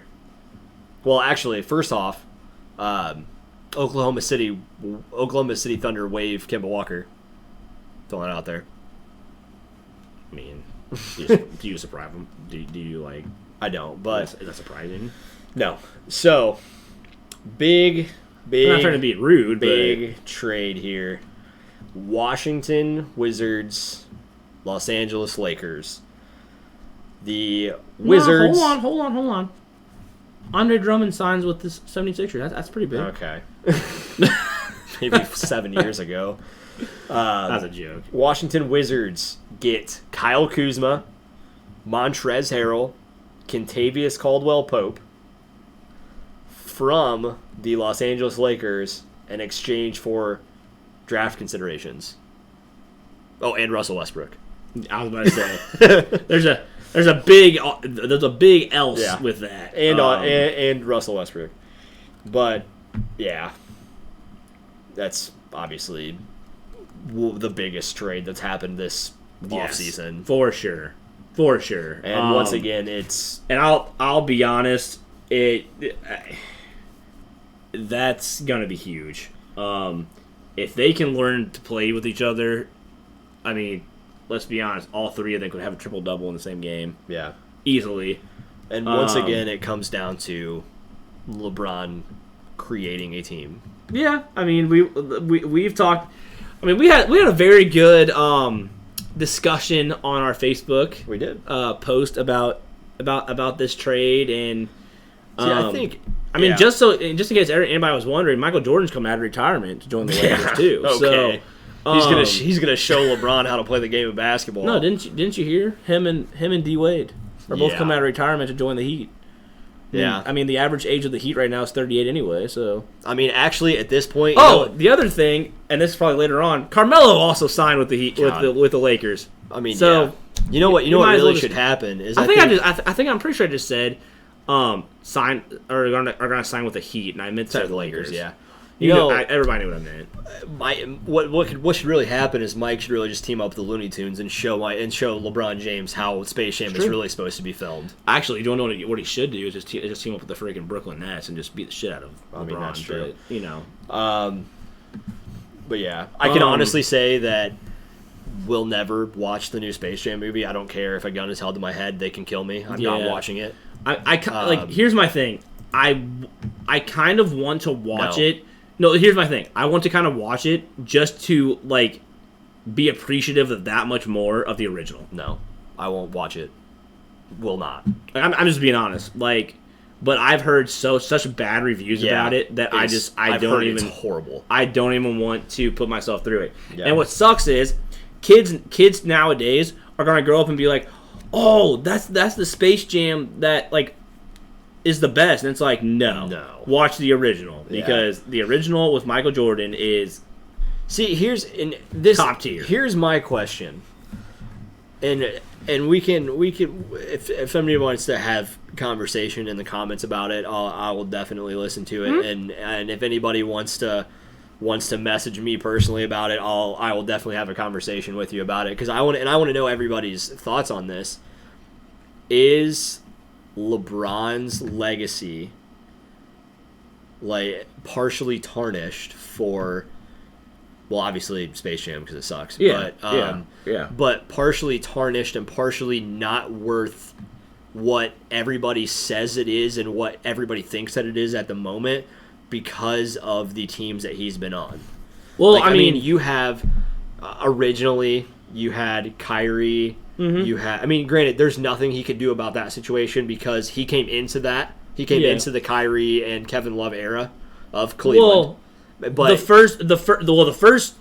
first Cleveland team that he took, I believe, to the final. Yeah. I mean, that team was terrible. Yeah, that team was terrible. I will agree with that. But yes, the teams that he has taken to the finals and won a championship, won a championship with. I mean, you've got Bosh, Wade, James. Yeah. You've got Anthony Davis. Well, no, they didn't win. They won. They did win. They didn't win their first year. They lost to the Mavericks. But yes. Well, okay. We should put this question out on Facebook for sure. Yeah. And just see what comments we get. Yeah. I want to play devil's advocate real quick though, because I know exactly what the people are going to say. I already know. So LeBron teaming up with some of these other guys. Jordan could not win a championship with when he was without Pippen. Neither could LeBron and Rob. Well, that's what I'm saying. But that you understand. I see what you're saying. You understand what I'm saying. But I think the difference is, and this is just my personal opinion. In Miami, LeBron was the one who people knew about, but he was also kind of carried a little bit by Ray Allen, by Dwayne Wade. I mean, let's just face it. One of those championships, if it's not for Ray Allen hitting that three, they don't win. Mm-hmm. Jordan was not necessarily carried by Scottie Pippen, by Steve Kerr, by Dennis Rodman. Now, those players played their role and played their role very well. And honestly, though, in my thought process, or not necessarily thought process, but my thinking here is that Scottie Pippen becomes Scottie Pippen because of Michael Jordan. Well, and you could even say the year that the Lakers won, Anthony Davis was the reason why. It was not because of LeBron. It wasn't. Now, don't get me wrong. I'm not trying to say that LeBron's a terrible player because he's definitely probably top 10 all time, for sure, if not top 5. But to answer your question, does it tarnish his legacy a little bit? I think it does. I would say yes. And the reason being is he has yet to win a championship without having a big three. See, and my thing too, but my like I said, I wanted to play devil's advocate because people are going to be like, well, look at Jordan. Anytime that he won a championship, he had Pippen, and he didn't have Rodman for the first first three, but you see what I'm saying? Yeah, 100% see what you're saying. They're going to be like, well, he had Hall of Famers on that team too.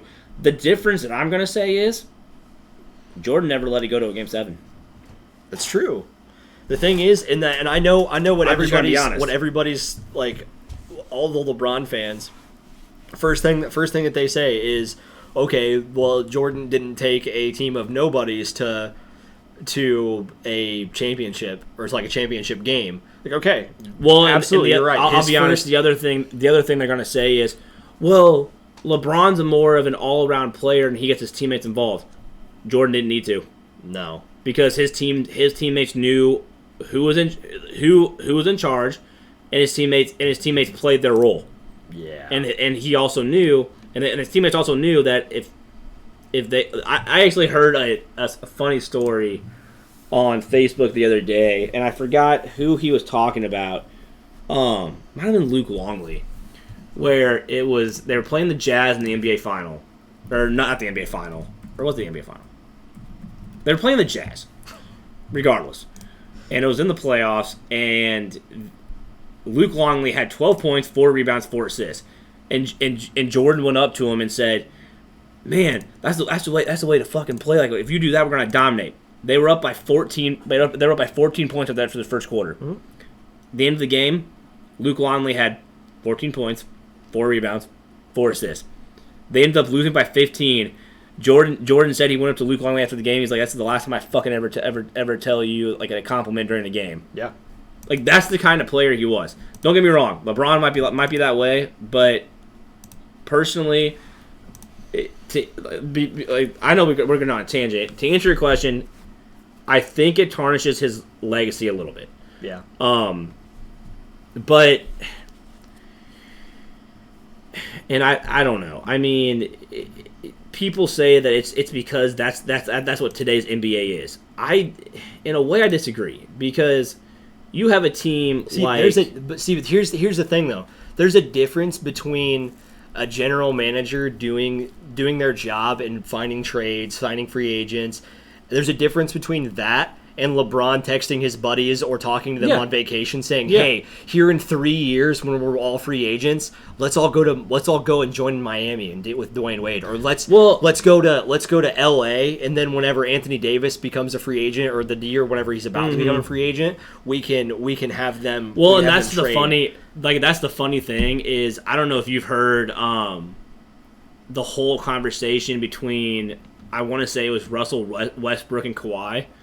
They were literally talking to each other about joining up in LA, and then Kawhi messages Paul George to come to LA instead of Russell Westbrook. Well, see, and here, or maybe Paul George messaged Kawhi. It was one or the other. See, here's the thing. So I don't know. I mean, I think where we differ is I still think LeBron is a great player, regardless of the teams he's been on.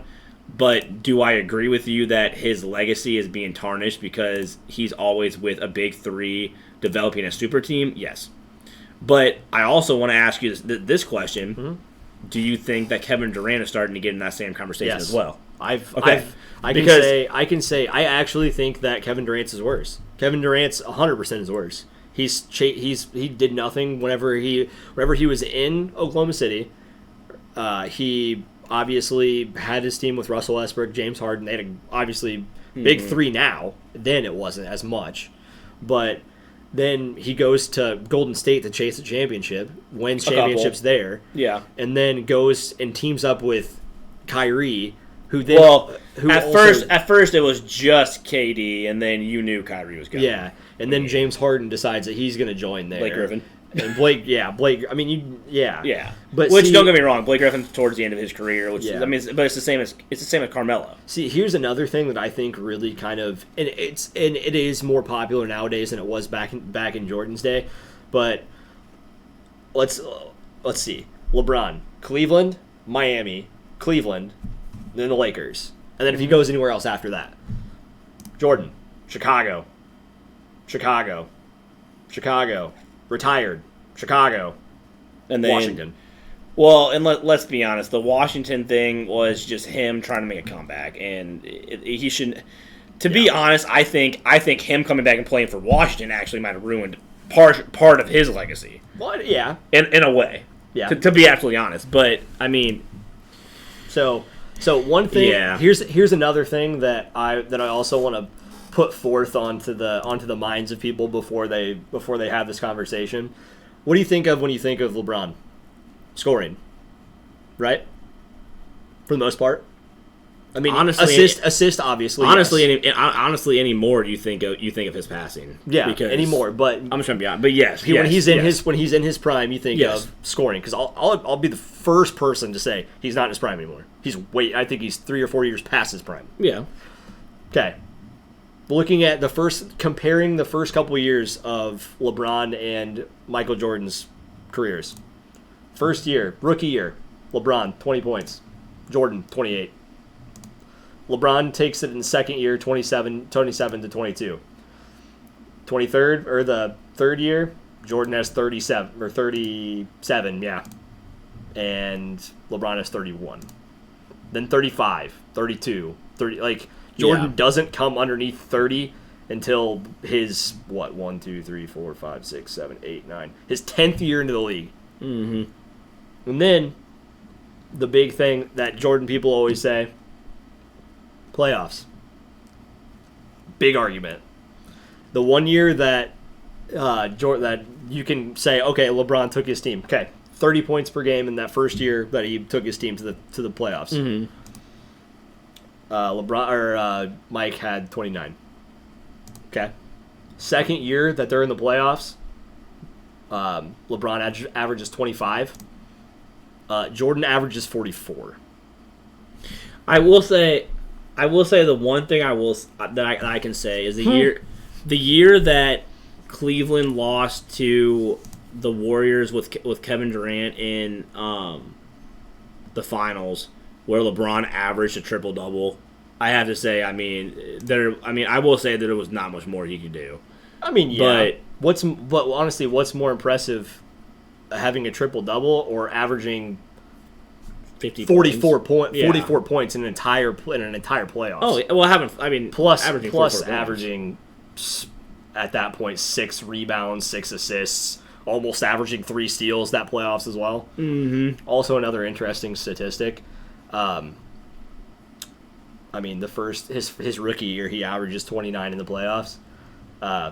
He never averages below 30 in the rest of his career in the playoffs. His career average in the playoffs is 33 points per game. LeBron 25, 28, 29, 23, 25, 27, 26, 27, 23. I mean, there's a reason why a lot of people say Mike is the best. Well, and here's the other thing. Crunch time. Because I know what someone's comment is going to be, well, LeBron went to so many in a row. Michael Jordan would have if he wouldn't have retired and went and played baseball. I'm just trying to be honest. Yeah, I'd agree with that too.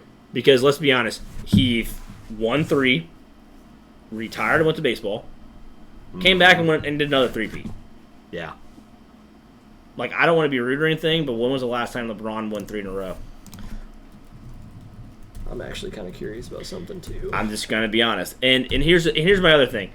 He might have gone to 3 in a row. He didn't win. The other comment that I know people are gonna say is, oh well, Michael Jordan didn't have to go up against super teams. I disagree.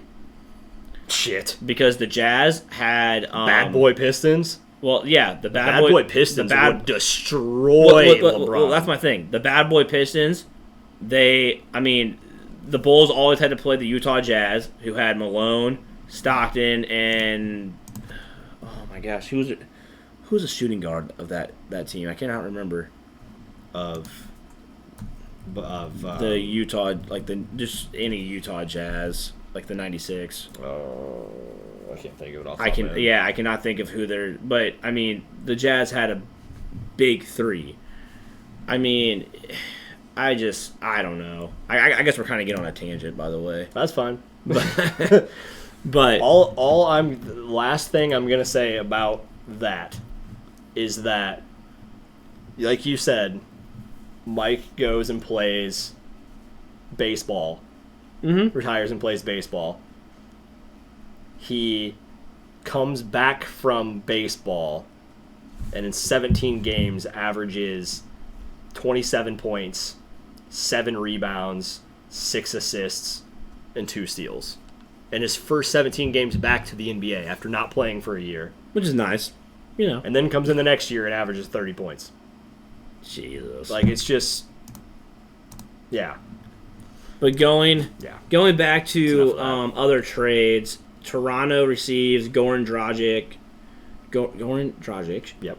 Precious Achiuwa from Miami for Kyle Lowry, and the news is out today that trade may not go through because of tampering.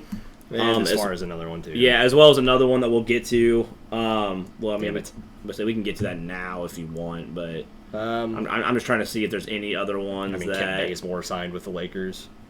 Yeah.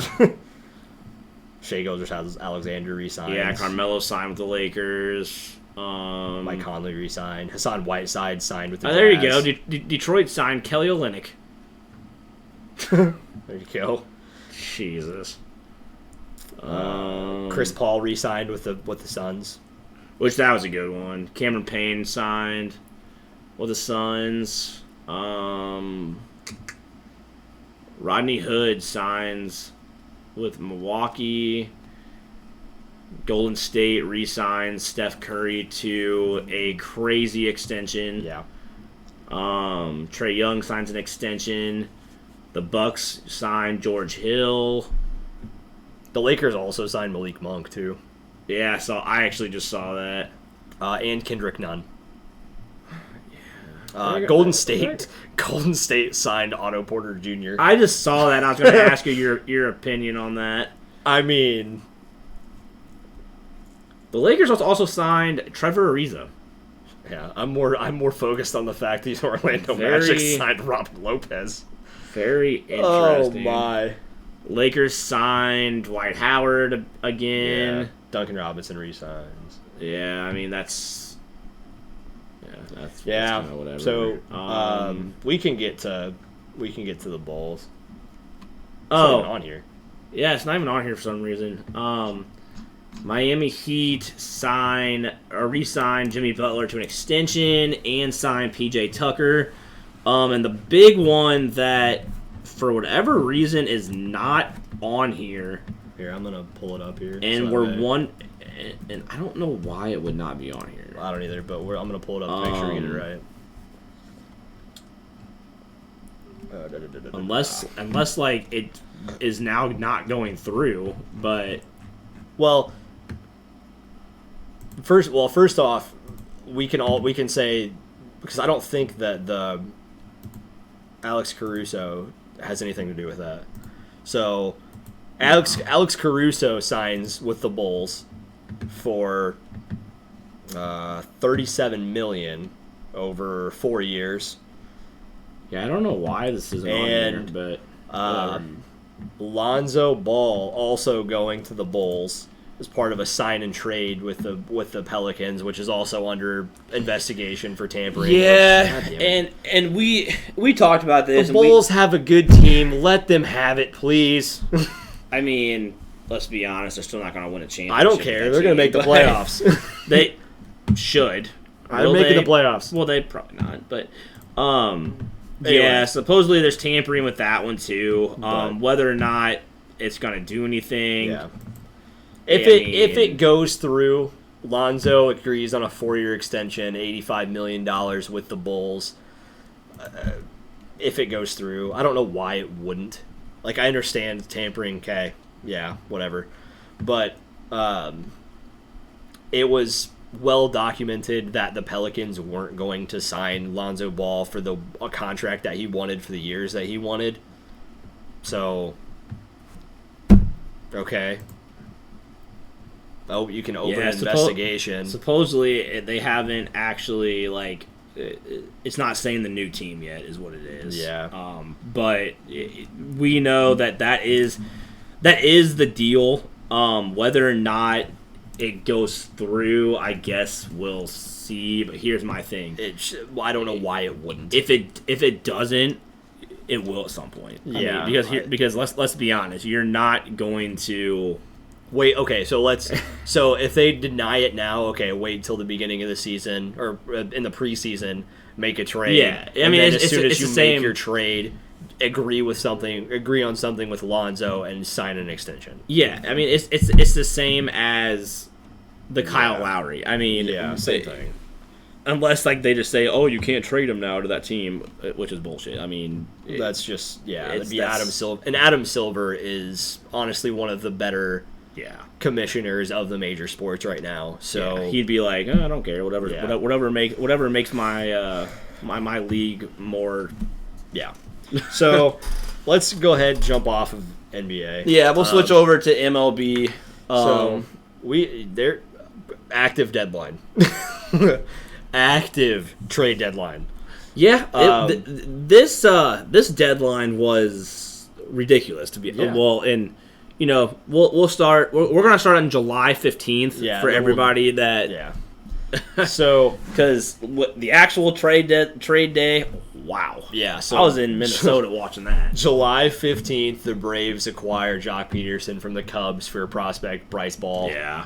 I mean, we all knew at that point when that happened. I think everybody kind of came to the realization that the Cubs were going to be sellers because they can't afford their contracts. Well, here's the thing: they just got Jock Peterson this year. Yeah, and then that's the main reason as to why everybody was like, okay. Yeah, and that's the reason why I was like, okay, if they're getting rid of Jock Peterson after just this first year, they're selling. See, and my thing is I've talked to a couple different people about it, and maybe unpopular opinion, I honestly think that Theo Epstein is a cancer of a general manager.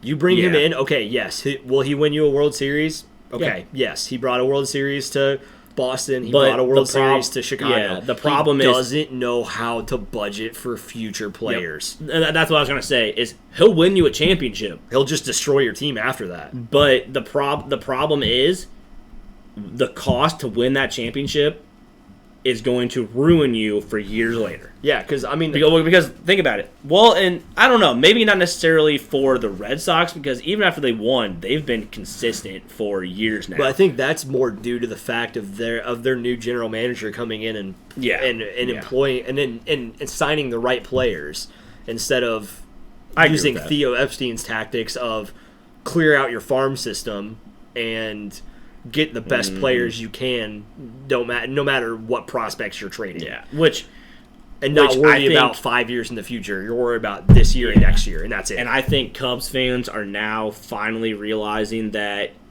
hey, let's keep living on the dream of the World Series because it's not happening anytime soon. Anytime soon. It could be another 105 years.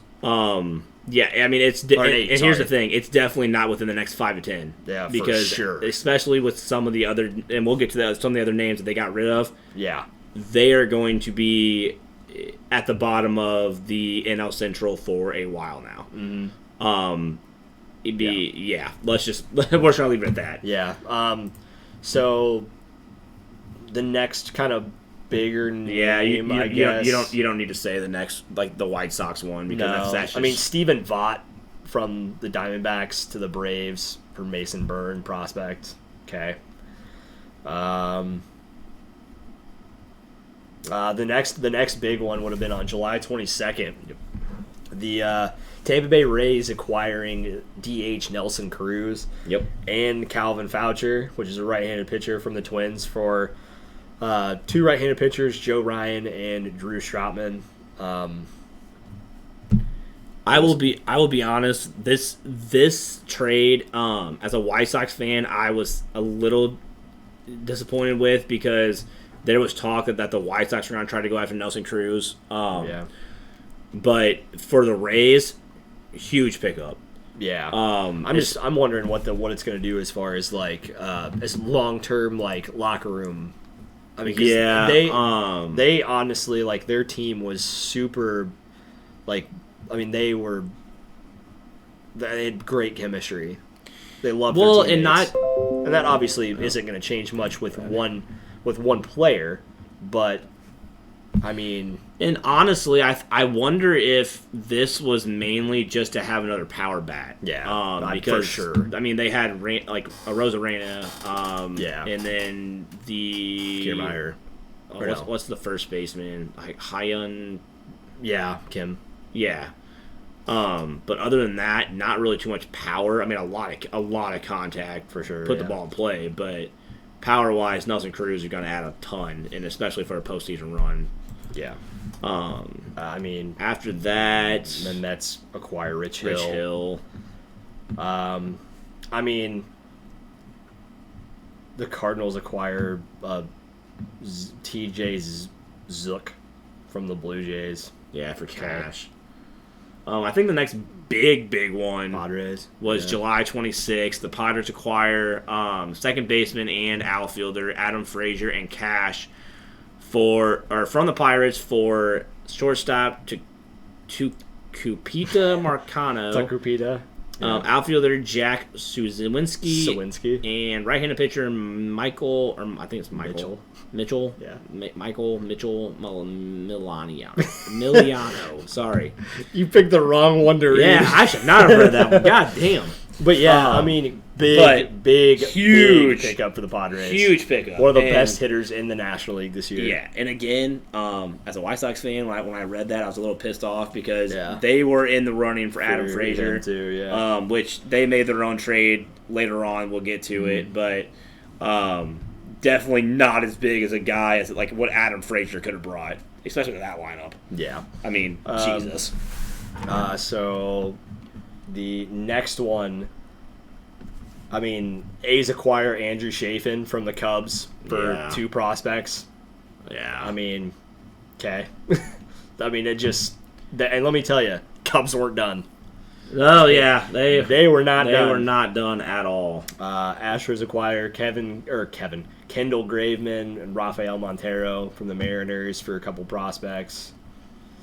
Yeah. I think the next big one would be maybe the A's acquire Starling Marte from the Marlins. Yeah. For Jesus Luzardo. Yeah, pretty much. That'd be a big one. That is a big pickup for the A's.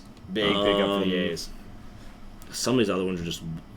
here's the one I was talking about. Well, not really talking about, but when this happened, I knew that it was probably the end of Nick Madrigal as a White Sox. Yeah. Which I mean he was out for the year with a hamstring injury anyway. But the White Sox acquired Cesar Hernandez from the Indians for Connor Pilkington, who just minor leaguer. But yeah. When that happened, I was like, okay, this is either a rental until Madrigal can come back next year, or they're going to be making another move. And we saw later on what that other move was. So, things happen. Yeah. So then the next one is going to be the start of the Nationals fire sale. Well, hold on. Or wait, yeah. No. Yeah. That is the next one. Never mind. I'm an idiot. Yeah, the Nationals fire sale starts with the Blue Jays acquiring Brad Hand from the Nationals for Riley Adams, prospect. Yep. I mean... Yep. I skipped over that one. That's why I was like, wait a second. Yeah. And then July 29th. Yeah, the Yankees decide Yankees that they acquire... want to get involved in the trade deadline. Yeah, the Yankees are like, oh, well, the Rays did something. We need to do something of ourselves.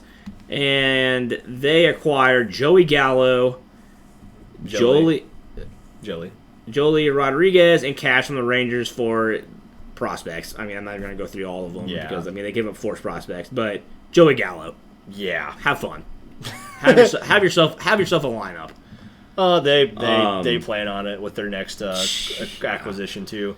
Yeah. And let's just go ahead and jump to that. So a day later, the Dodgers got Danny Duffy. I mean, okay. Actually, Not even a day later. Same day. Yeah, let's say same day. The Yankees also... I was going to say, all this was the same day for the Yankees. Yeah, the Yankees also decide that Joey Gallo is just not enough. They need another power bat aside from Aaron Judge, Joey Gallo, Giancarlo Stanton. And not just that, they need another left-handed bat. They need a left-handed bat. So they decide to jump on the fire sale from the Cubs, and they acquire Anthony Rizzo. This was a trade I don't think many people saw coming. I think that the talk around the deadline was that the Cubs were more looking at shopping Bryant. Well, and not just that. I think Cubs fans were shocked because I think what they thought was it was going to be either Rizzo or Bryant. Well, yeah, and we'll get to it, but it ended up being both. And more. And more. But yeah, so the Cubs get Alexander Vizcaino and Kevin Alcantara. Not necessarily. I mean, they're not prospects by any means, but I mean they're not big name players. The Nationals fire sale continues with sending Kyle Schwarber to the Red Sox. Yeah, Red Sox get Kyle Schwarber after the Yankees get Anthony Rizzo and Joey Gallo. Padres get Daniel Hudson from the Nationals as well. Yeah. Some of these other ones, that's not really a big one. That's not. Daniel Norris. Yeah, I mean, Freddie Galvis goes to the Phillies. Yeah, Jake Marisnick. Oh, here we go. From the Cubs as well. Joakim Soria. Or Joaquim. Oh my God, why did I say Joakim? Joaquin. Yeah, Joakim Soria goes to the Blue Jays. Cardinals acquired J.A. Happ. Oh, God. Hey, the Indians got... Oh, and the Cardinals acquired John Lester. I mean, fire sale from the Nationals continue. Yeah. I'm so pissed that they gave up Lane Thomas, too. Hey, can I be honest, though? Lester's first game with the Cardinals, fantastic. It was pretty good. Jorge Soler goes to the Braves. Andrew Heaney goes to the Yankees. A's get Yan Gomes, Josh Harrison. Yeah, 4 prospects from the Nationals. Here's the next big one on July 30th. Yeah, probably the biggest blockbuster of the trade. I would say that's probably like the biggest blockbuster we've seen in years. Yeah, I mean, because Max Scherzer, Trey Turner, both after already getting Dan Duffy and already having a stacked lineup, stacked rotation, the Dodgers acquire even more talent and get Max Scherzer and Trey Turner from the Nationals for prospects. Some damn good prospects. I am going to be straight up honest and say that it's very, very likely a Dodger repeat. Well, because here's my thing. You now have Scherzer, Kershaw, Urias. Well, Urias. But then let's just put it this way: you still have they have David Price. Well, I mean, still.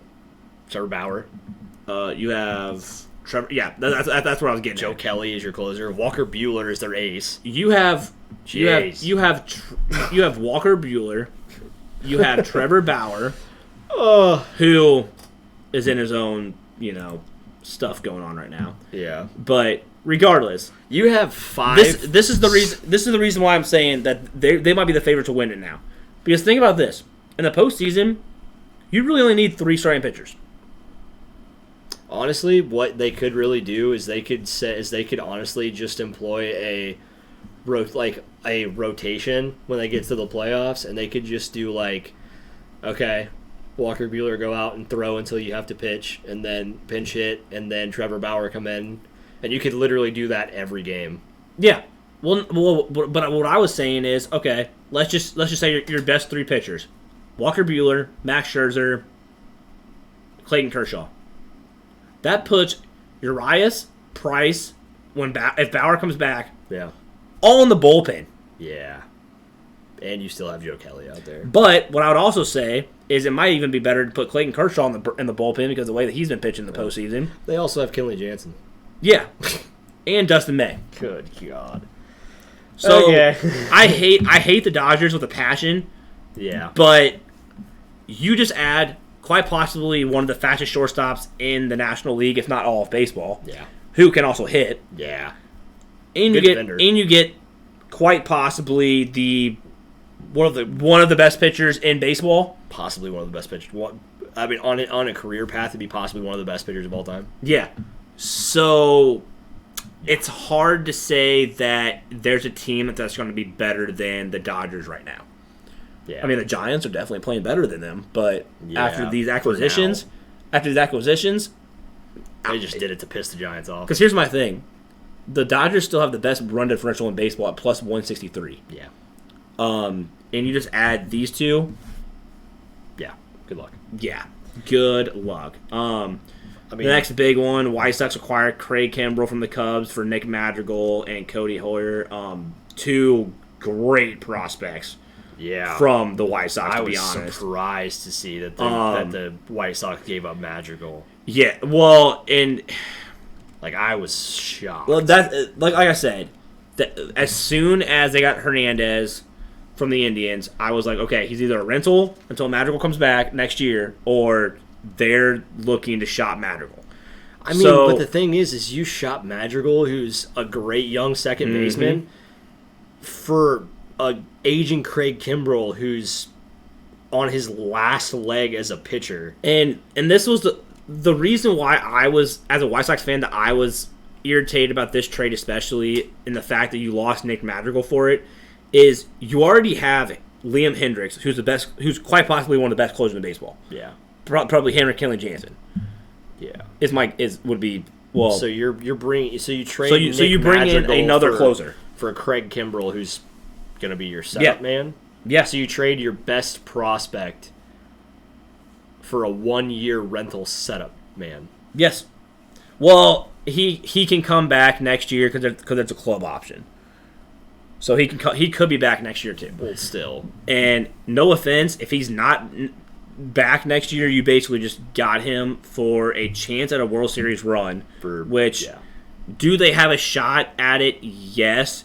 Do I think the White Sox are right now better than the Dodgers? Well, I'll be honest. Are they better than the Yankees? Well, they're better than the fucking Yankees. I can tell you that much. But they're not better than the Dodgers. They're not better than, I would say, the Tampa Bay Rays. Yeah. In their own league. So plus for me as a White Sox fan, it's hard telling what this team is going to be in the postseason when everyone's healthy. Yeah. So it's interesting. Well, I think after speaking of interesting, this trade is a head scratcher. I didn't even know that it was possible for them to trade this guy. Yeah. The Cubs decide that they're going to clean house, and they trade Javier Baez, Trevor Williams, and cash for one prospect. Yep. Pete Crow Armstrong. And I tell you what, you look at that middle infield of the Mets. Lindor and Baez. Jesus Christ. Yeah. They both play together on the Puerto Rican national team. The only thing that God damn. the only thing that I kind of hope to see, because I hope the Mets make the postseason. But they're still waiting for DeGrom to be healthy. They're still waiting for Syndergaard to come back. Yeah. And Lindor is on the injured list with a strained oblique. I mean, yeah. So it's hard saying. Yeah. But it doesn't end there for the Cubs. No, they decided that instead of stopping there, they want to completely piss off their fan base and implode their team, and they trade. They want people to come to the friendly compound and just drink alcohol and cry again. So they also trade. It has Chris Bryant listed also as an outfielder. Okay. Yeah, definitely not. They trade Chris Bryant to the Giants, who are trying to keep up with the Dodgers now, for two prospects. So Funny thing though is that all three of the Cubs star players hit home runs in their debuts for their new teams. Yes. So, yeah. So all I can say is that I know quite a few Cub fans, and all of them are back to the way they were before they won the World Series. Yes. It's I know quite a few. Sucks, but yeah, I know quite a few Cubs fans as well, and after that news, they basically just said, "Well, it's another 100 years, and I only see one World Series in my lifetime." Yeah. Again, it just goes back to you need to have. All I'm gonna say is, Cubs fans, if you want to switch to the better team in Chicago, climb on board. Best fans in baseball. You want to jump down to the St. Louis Cardinals? I mean, the Yankees. Yeah, right. I'm just kidding. But yeah, but that would be baseball. Eventful trade deadline. Shocking trade deadline. Yeah. And heartbreak for Nationals and Cubs fans everywhere.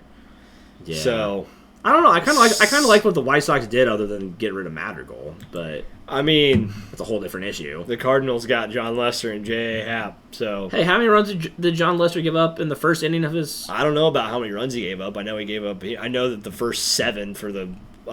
He gave up I think 4. Yeah, he let the first 7 reach in that he faced. So that's great. So we will get into our top 5.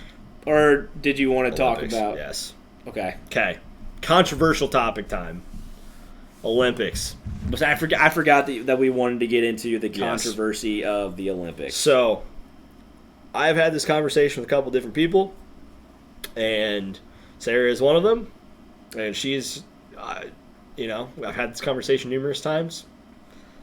There are so many sports that are in the Olympics that should not be in the Olympics. I'll give you a great example right now. First thing that introduced this year, 3-on-3 basketball. I'm sorry, I didn't know this was the AAU. I didn't know this was Gus Macker. Yeah, this is the Olympics. You already have basketball in the Olympics. So all of your country's best players are going to be playing for your full 5-on-5 national team. Mm-hmm. So you're picking the leftovers for your 3-on-3 street ball team. Well, okay. I do want to ask you this, because going off of that, the Olympics already have actual indoor court volleyball. Okay. But they also have beach volleyball. That's completely different. But do you see my point, though? I do see your point. You see what I'm saying? Is that what they're trying to do now, or is it? I don't think so. I just think they're trying to appeal to. I don't even know. Younger generation, maybe. But 3-on-3 basketball has been a thing for a long time. Oh yeah. So I mean, no, I was just trying to play. But not really devil's advocate, but I just kind of thought about that. What you're saying. I definitely see what you're saying, but it's not like you're taking basketball and you're taking it outside and you're playing on a different surface. That's true. Volleyball, you're playing inside on a court, like a normal court, like you would, volleyball at the collegiate level. Well, but then honestly, you go to sand, and that's a completely. You're also playing 2-on-2. Yeah, not just that. I would almost say beach volleyball 2-on-2 is actually harder. Yeah, because you don't have Is it 6 or 8? 6. 6. Okay. I must say I'll be honest. I do not watch court volleyball very often. So it's lit. I mean, it's freaking awesome, but I don't watch it that often because it's never on TV. Let me think about it. I mean, yeah, you're right. But let's get into some other, because I know for sure we've talked about this, and let's acrobatic gymnastics. See ya. Archery. No, not acrobatic. Acrobatic, yes. No, not acrobatic. Yes, artistic. Acrobatic. Okay, acrobatic gymnastics. See ya. Yes. Archery. See ya. Badminton. See ya. I don't know about badminton. Badminton. See ya. Okay. BMX freestyle, gone. BMX racing, gone. Breaking, which apparently is an Olympic sport, and it's a urban style street dance. It's basically breakdancing. Yeah. We're trying to be honest, but that's what it is. Yeah. Let's see. Futsal, which is like the indoor version of soccer. See ya. Mountain biking. See ya. I'm about to say you did both winter and summer. Yeah, I just have both of them pulled up. Rhythmic gymnastics, gone. Oh, yeah, rhythmic gymnastics, definitely. Get your ribbon out of my face. Road cycling, gone. Roller speed skating, gone. Sailing, gone. Skateboarding, gone. The sailing, it depends because they have they have individual sailing. I don't care. Too. See ya. Individual, that'd be kind of difficult, man. I understand that it could be difficult, but I had this conversation. All you're doing is going in a straight line. No, I had this conversation with Sarah. I don't think that you can put an Olympic medal on the line when you are not fully betting on the best athlete winning. That's true. Because sailing or surfing, which is the argument I had with her, you are completely you're completely relying on the elements for you to win. Okay, I have another question then. Okay. Would you say, I think there's one about, like, rapids, like the rapid sailing or something? Let me find it. No, but, yeah. Definitely for sure. Skateboarding, gone. Speed skating, yes. Sport climbing, gone. See ya. Surfing, gone. Table tennis. I don't know. Sport climbing, possibly. I'm just going to be honest. Have you ever watched that, though? I have, and it's crazy. Cool. Don't get me wrong. Same thing with table tennis. I love watching table tennis. Where is this at? But it's not an Olympic sport. Anybody can pick up a paddle. Oh, the canoe, kayak, flat water, and slalom. That's different. But what I'm saying is, you're still like going off the elements. You're not, though, because with surfing, you're relying on Mother Nature to give you big waves. With sailing, you're relying on Mother Nature to provide wind. Flat water, you're relying on you to be able to paddle. You're not relying on anything. It's flat water. No, like this would be like the rapid ones. Oh, I'm gonna say this is flat water. There's one that's rapids. Might be that one. What's that? I think it's this one. Yeah, this is rapids. Yeah, see, I don't think that should be either. Whitewater Rapids. I don't think that should be either. Because you're relying too much on elements. The flat water one was the one that I was talking about that I thought should be sailing. Yes, should not be. Yeah, rowing. Rowing should be. I agree. I think rowing should be. But like the canoe, like slalom. Yeah, I think I should. I don't think it should. Because like my whole sense is, who knows? Like if the rapids are going to be more powerful for somebody else than the other. If you can control the elements, like if you create a wave pool for the surfers and you can guarantee that every wave is going to be the same and that you can control, they might do that for the slalom. Now that I think about it, they might do that for that. If you can control but for the surfing, there's no way. I mean, because you need bigger waves. Yeah, but table tennis, no. See ya. Sorry. Shooting, no. Trampoline, gone. Yeah, shooting would have to be no too because you can't control the elements. Well, but they're inside. Not for shooting. For some of the events you can be. If you go into like, okay, I'm gonna say some of these are inside, but there's one that's outside. Well, yeah, like skeet shooting. Yeah, that's the one I'm talking about.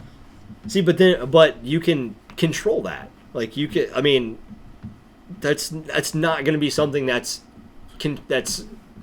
bothered by elements like too much. That's true. You're throwing or having a machine shoot a skeet like quickly across. I mean, the wind's not going to affect it too much. Weightlifting definitely gone. Weightlifting should be gone. Yeah. Like I don't know. I think even wrestling should be gone. To be honest. But. I mean, wrestling. I'm kidding. I just wanted to say that to piss somebody off. Yeah, but I mean, if you take in my personal opinion, you take the major sports. You have baseball, basketball, football, which rugby. You forgot one, by the way. Did I? Yeah, speed walking. Oh yeah, get that out of here, please. And honestly, you could technically say marathon swimming. No. Marathon.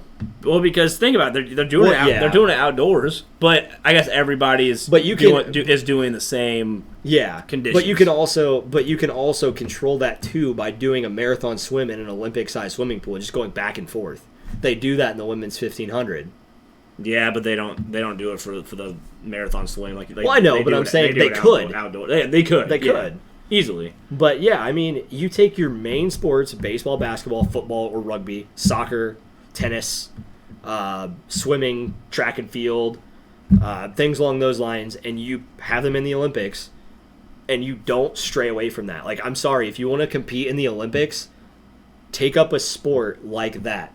Don't come at me with your bullshit table tennis. I mean, yes, is it entertaining to watch? Absolutely. Should there be a world championship for it? Absolutely. Don't bring it to the Olympics and expect like it to be equestrian.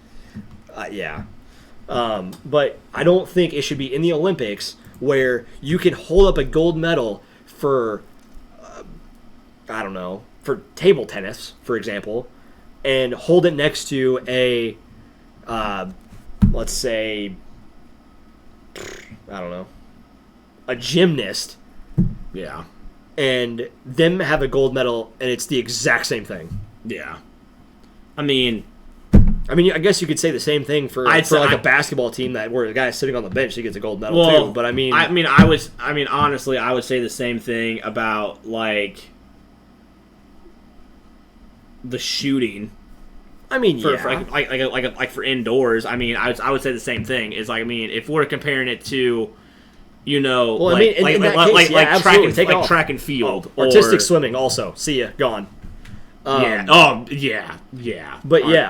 that's my thing. Is you take your major sports for summer and winter. Like for winter, you have your speed skating normally. You have your bobsledding. You have luging, snowboarding, like skiing, all that stuff. You have that, and you keep those there. It's curling, obviously.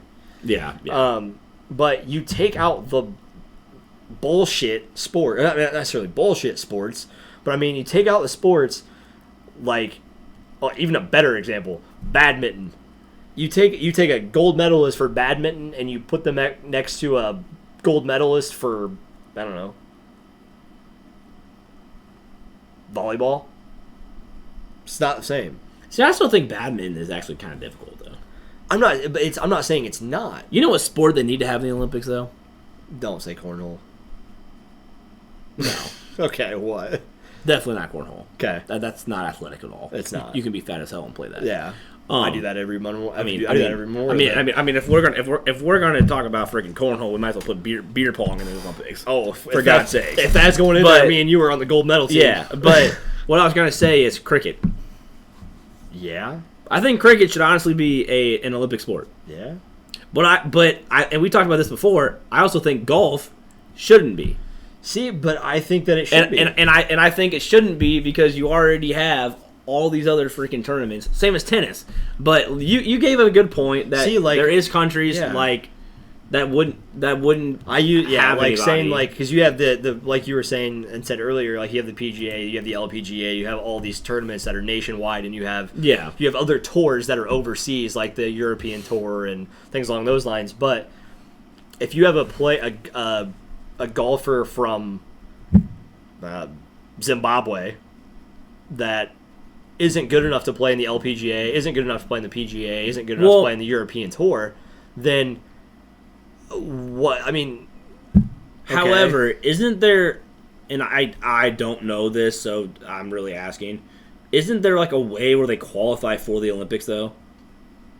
Where they have for golf? They had to play like a certain thing to qualify to get into the Olympics. They could be. Because obviously you can't just be a nobody golfer and just sign up. Well, yeah. Yes. So I guess what I mean is, if the qualifications are already that you have to be a professional golfer, a lot of these people are probably already playing. I see what you're saying. In the PGA or LPGA. I see what you're saying. It's what I meant. And I could be wrong, so if I'm wrong, by all means, if it's somebody from one of these countries that isn't playing for anything, and the other thing is, I definitely want people to like be able to represent their country in the sport they do. Yeah.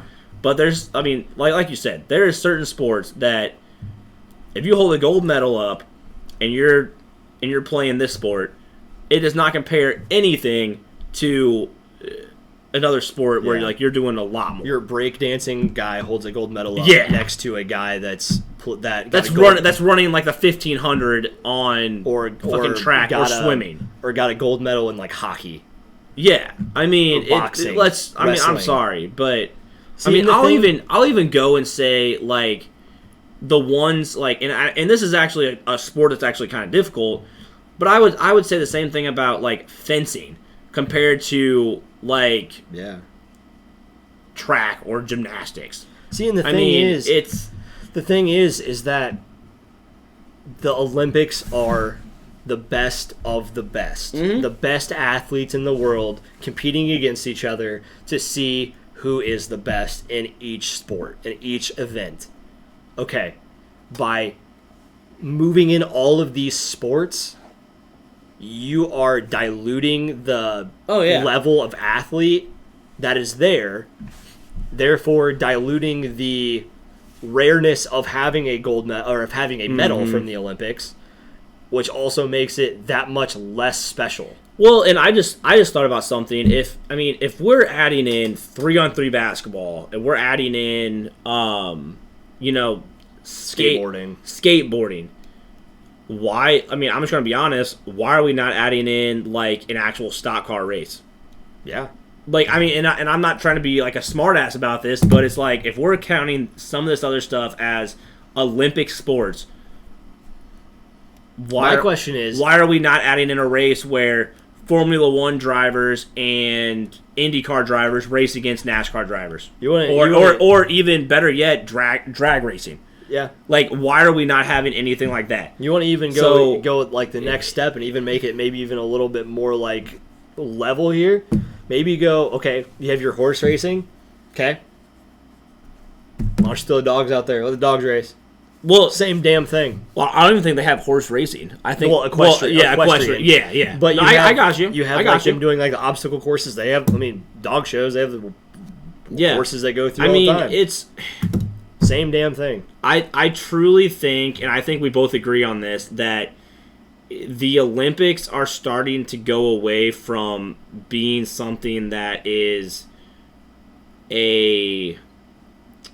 what's the word I'm looking for? Coveted, like a coveted and prestigious like event and things and like medals to have. See, okay, it's starting to be way too easy to go to the Olympics, and think about the guy who I forgot what country that was, but he came to the Olympics for Summer Olympics and then went back for a winter.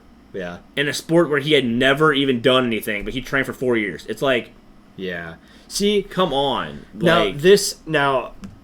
I'm about to say is like, I don't want it to come off the wrong way, but the Olympics, like I said, need to be more in line with the best athletes in the world. Mm-hmm. It needs to be, because it's moving more towards like a world championship type where they have it every year. Yes. Compared to having it every 4 years. Now, obviously, mental health is a huge thing. Obviously. We've talked about it before. I mean, with me having, I think it's quite safe to say I have OCD. I think it's obvious, and I also have ADHD. Yeah, and I have anxiety, depression. Yeah, we'll be the first people to say that mental health matters, obviously. Yeah, for sure. But my thing here is that if you have athletes that are qualifying for Olympic teams, qualifying for Olympic events, that are backing out on 4 years of, this year, 5 years of training. Yeah. And backing out on Olympics because they're mentally exhausted, because they're, this, that, and the other, which I'm all for. If you're that exhausted, if you're having that many issues with your mental health, absolutely. I think that you should take care of yourself, take care of your mental health.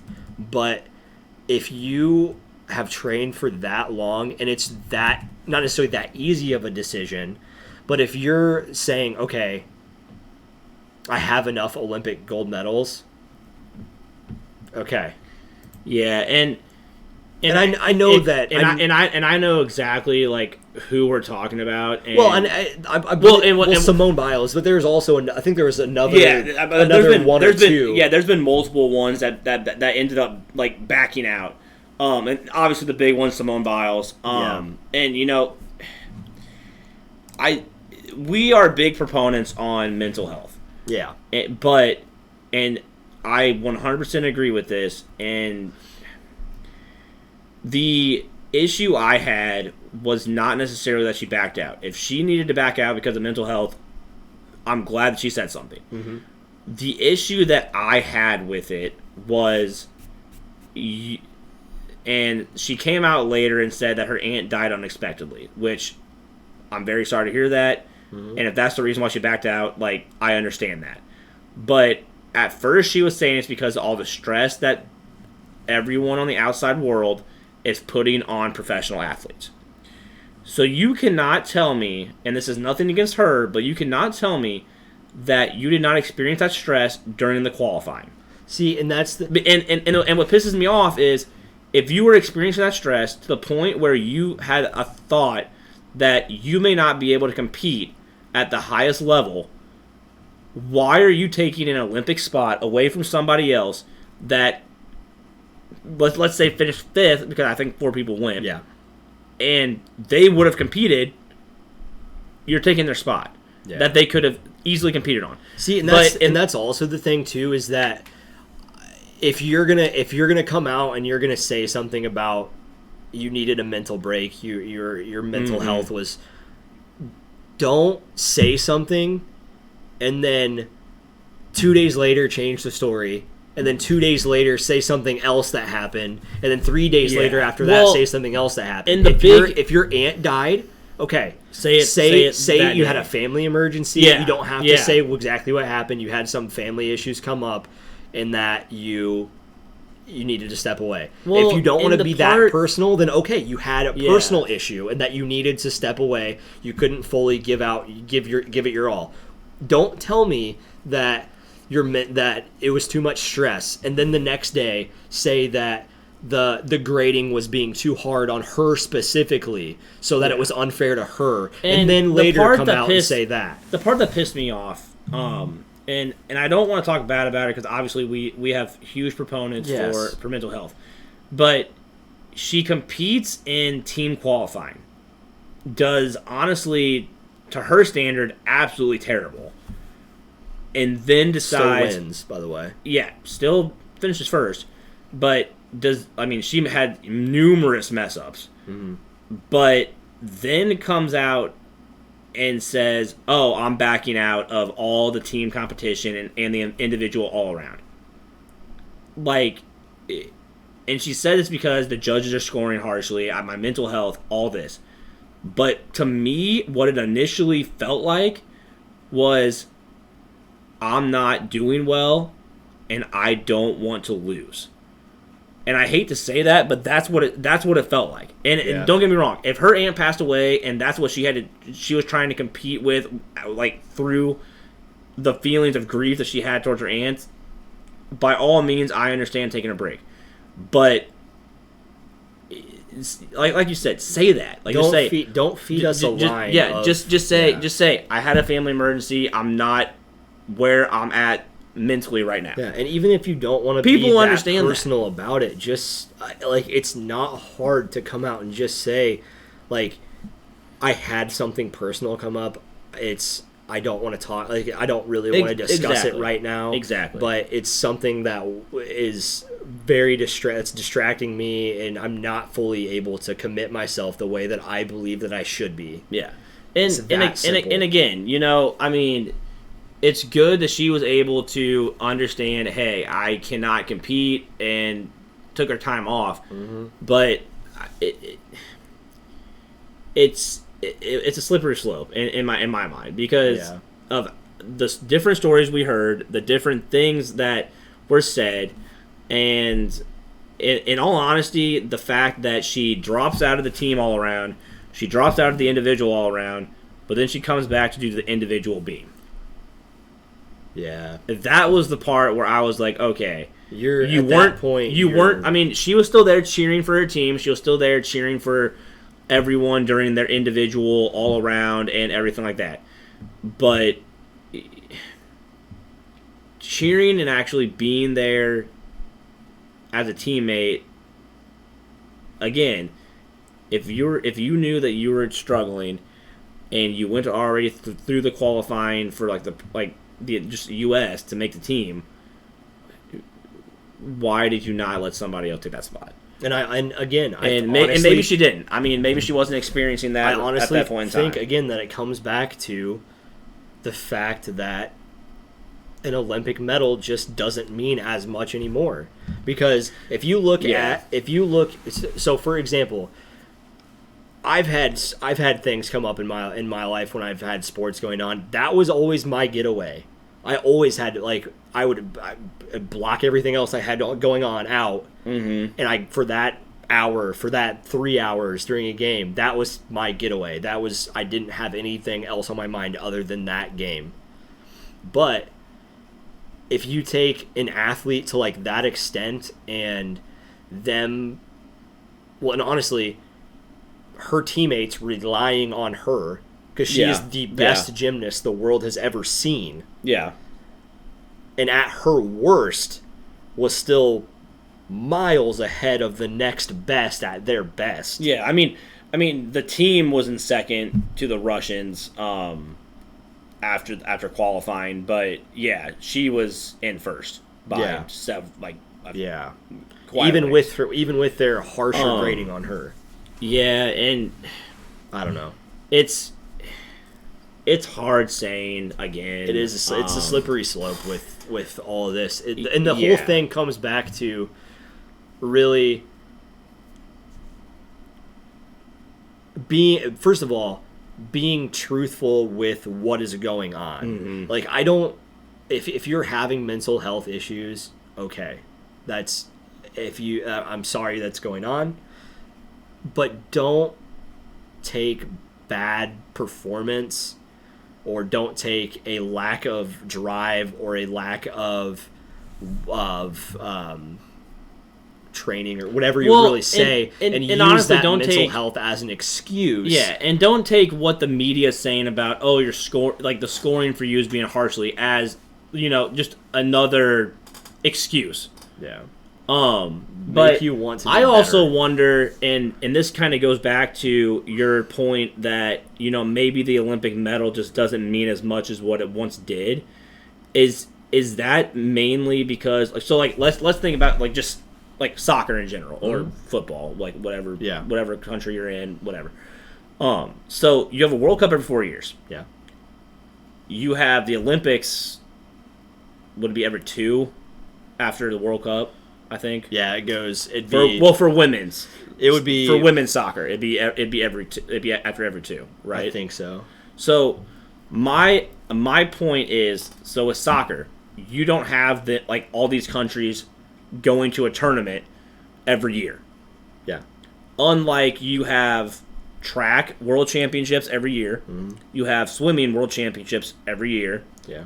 I'm pretty sure you have gymnastics world championships every year. You do, yeah. So national too. Yeah. So some of these other sports, you see all of these athletes get together every year for the world championship, for the U.S. championship, whatever. For basketball, soccer, and all this other stuff, it's not every year. I mean, you have your league championships, but you don't have people from around the world competing for something. Yeah. So for me, it's almost like, I think we both agree, when the World Cup comes around, especially for hockey or for soccer, it's it's a big deal because it doesn't happen every year. Mm-hmm. And I used to kind of get that way with the Olympics. I don't anymore. But it's only for certain sports now.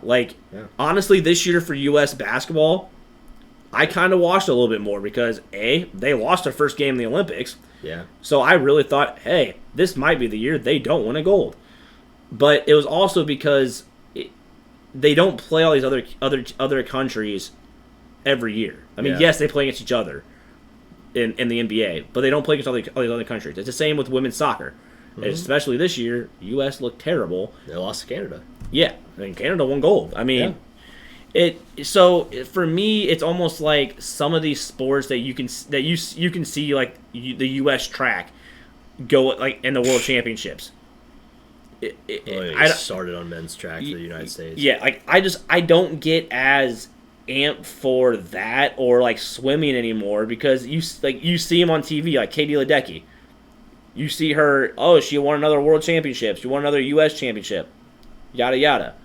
It's the same with Michael Phelps. I mean, how many World Championships did he win? How many U.S. Championships? Now, don't get me wrong. Michael Phelps was still fun to watch because you're like, how many Olympic records and how many medals is he going to win? Yeah. But I don't get that big drive anymore. And again, I don't know if it's because they're like 9 times out of 10 these sports are every year, or if it's because the medal doesn't mean as much anymore. And honestly, it might be both. It could be both. I mean, but yeah, getting off of the Olympics because we've probably pissed some people off a little bit with some of our comments, but that's okay. Our top 5, and this time our top 5 is the greatest sports teams of all time, and this is any sport, baseball, basketball, football, so hockey, soccer. Curling. I have 6 honorable mentions. I do as well. Okay, so one of my honorable mentions, 2019 LSU Tiger football. Honestly, probably one of the best offenses of all time. I didn't really look it up, but yeah, I mean, I would say probably one of the best offenses of all time, statistically speaking. My first honorable mention is the 2008 Florida Gators football team. Just to name a few players on that team. Tim Tebow, Aaron Hernandez, rest in peace. Janoris Jenkins, Joe Hayden, Carlos Dunlap, Mike Pouncey, Marquise Pouncey, Cam Newton, Percy Harvin, Riley Cooper. You could have Major Wright. You probably could have went without saying Cam Newton. Brandon Spikes. Dang, Jesus. Let's see. That team's freaking loaded. Jeff Demps, Chris Rainey, Emmanuel Moody. Yeah. That team was loaded. Caleb Sturgis. Jesus. Brandon James. Yeah. Okay. Yeah, that's a solid little honorable mention there. Oh, it just gets better. So another honorable mention for me is UCLA basketball from 1964 to 1975. They won 10 championships. It wasn't really a like strict team. It was just a fact that it's a team. John Wooden. Well, yeah. My next one is the 1927 New York Yankees. Okay. Murderers Row. Lou yeah. Gehrig, Tony Lazzeri, Joe Dugan, Mark Koenig, Earl Combs, Babe Ruth, Bob Musial. Yeah. I mean, Yeah. enough said. Would have been nice to actually watch them. I mean, honestly, Babe Ruth, Lou Gehrig is enough. Yeah. You throw in Mark Koenig and Joe Dugan. You just throw in the rest of that freaking lineup. And Bob Musial, to be honest. Okay. Again, another honorable mention, Connecticut women's basketball, 111 straight wins. Yeah. I mean, the teams that added up to that, that's all you need to know. Here might be the first loop for you. Next one is the 2013-2014 Real Madrid team. Interesting. Iker Casillas, Varane, Pepe, Ramos, Sami Khedira, Ronaldo, Benzema, Gareth Bale, Marcelo, Casemiro, Modric. I'm just very interested that you actually said Real Madrid. Di Maria, Isco, Carvajal. I think that was where I was at. Is I was like, you actually like gave credit to Real Madrid. Yeah. I mean, okay. For that, yeah. Yeah, that's a hell of a fucking team, to be honest. Yeah. It just gets better. My next one is any of Kobe's Lakers teams. With Shaq, yeah. Yeah, with Shaq. Yeah. Well, okay. The Kobe's Lakers teams have won championships with Shaq. Yeah. The 1998 New York Yankees. Girardi, Posada, Jeter, Chuck Knobloch, Michael Lowell, Tino Martinez, Well, yeah. Darryl Strawberry, Paul O'Neill, Bernie Williams, Chili Davis. Chili Davis. Bernie Williams, that guy. Yeah. Dude, he was fun to watch. Mariano Rivera, too, by the way. Another one for me was the 95-96 Detroit Red Wings. Okay. 62, 13, and 7, 131 points, but no Stanley Cup. Okay. Pretty sure they set the record for the most points, or it was something. They set a record. Okay. My next team here is going to be the 2007-2008 Barcelona team. Oh, I'm pretty sure I know which one this is. Ronaldinho, right? Victor Valdez, Carlos Puyol, Xavi, Iniesta, Samuel Eto'o, Ronaldinho. I was pretty sure Ronaldinho was Zambrota, Thierry Henry, Messi, Deco, Eric Abidal, Yaya Touré. Well, hey, since you brought up Barcelona, how does it feel that Messi's gone? Yeah. Okay. He deserves to. Well, It's a bitter ending. But it actually really sucks because the team wants him. He wants to be there, and it wasn't like contract contractual, like how they set it up or something. Like, no, it was literally like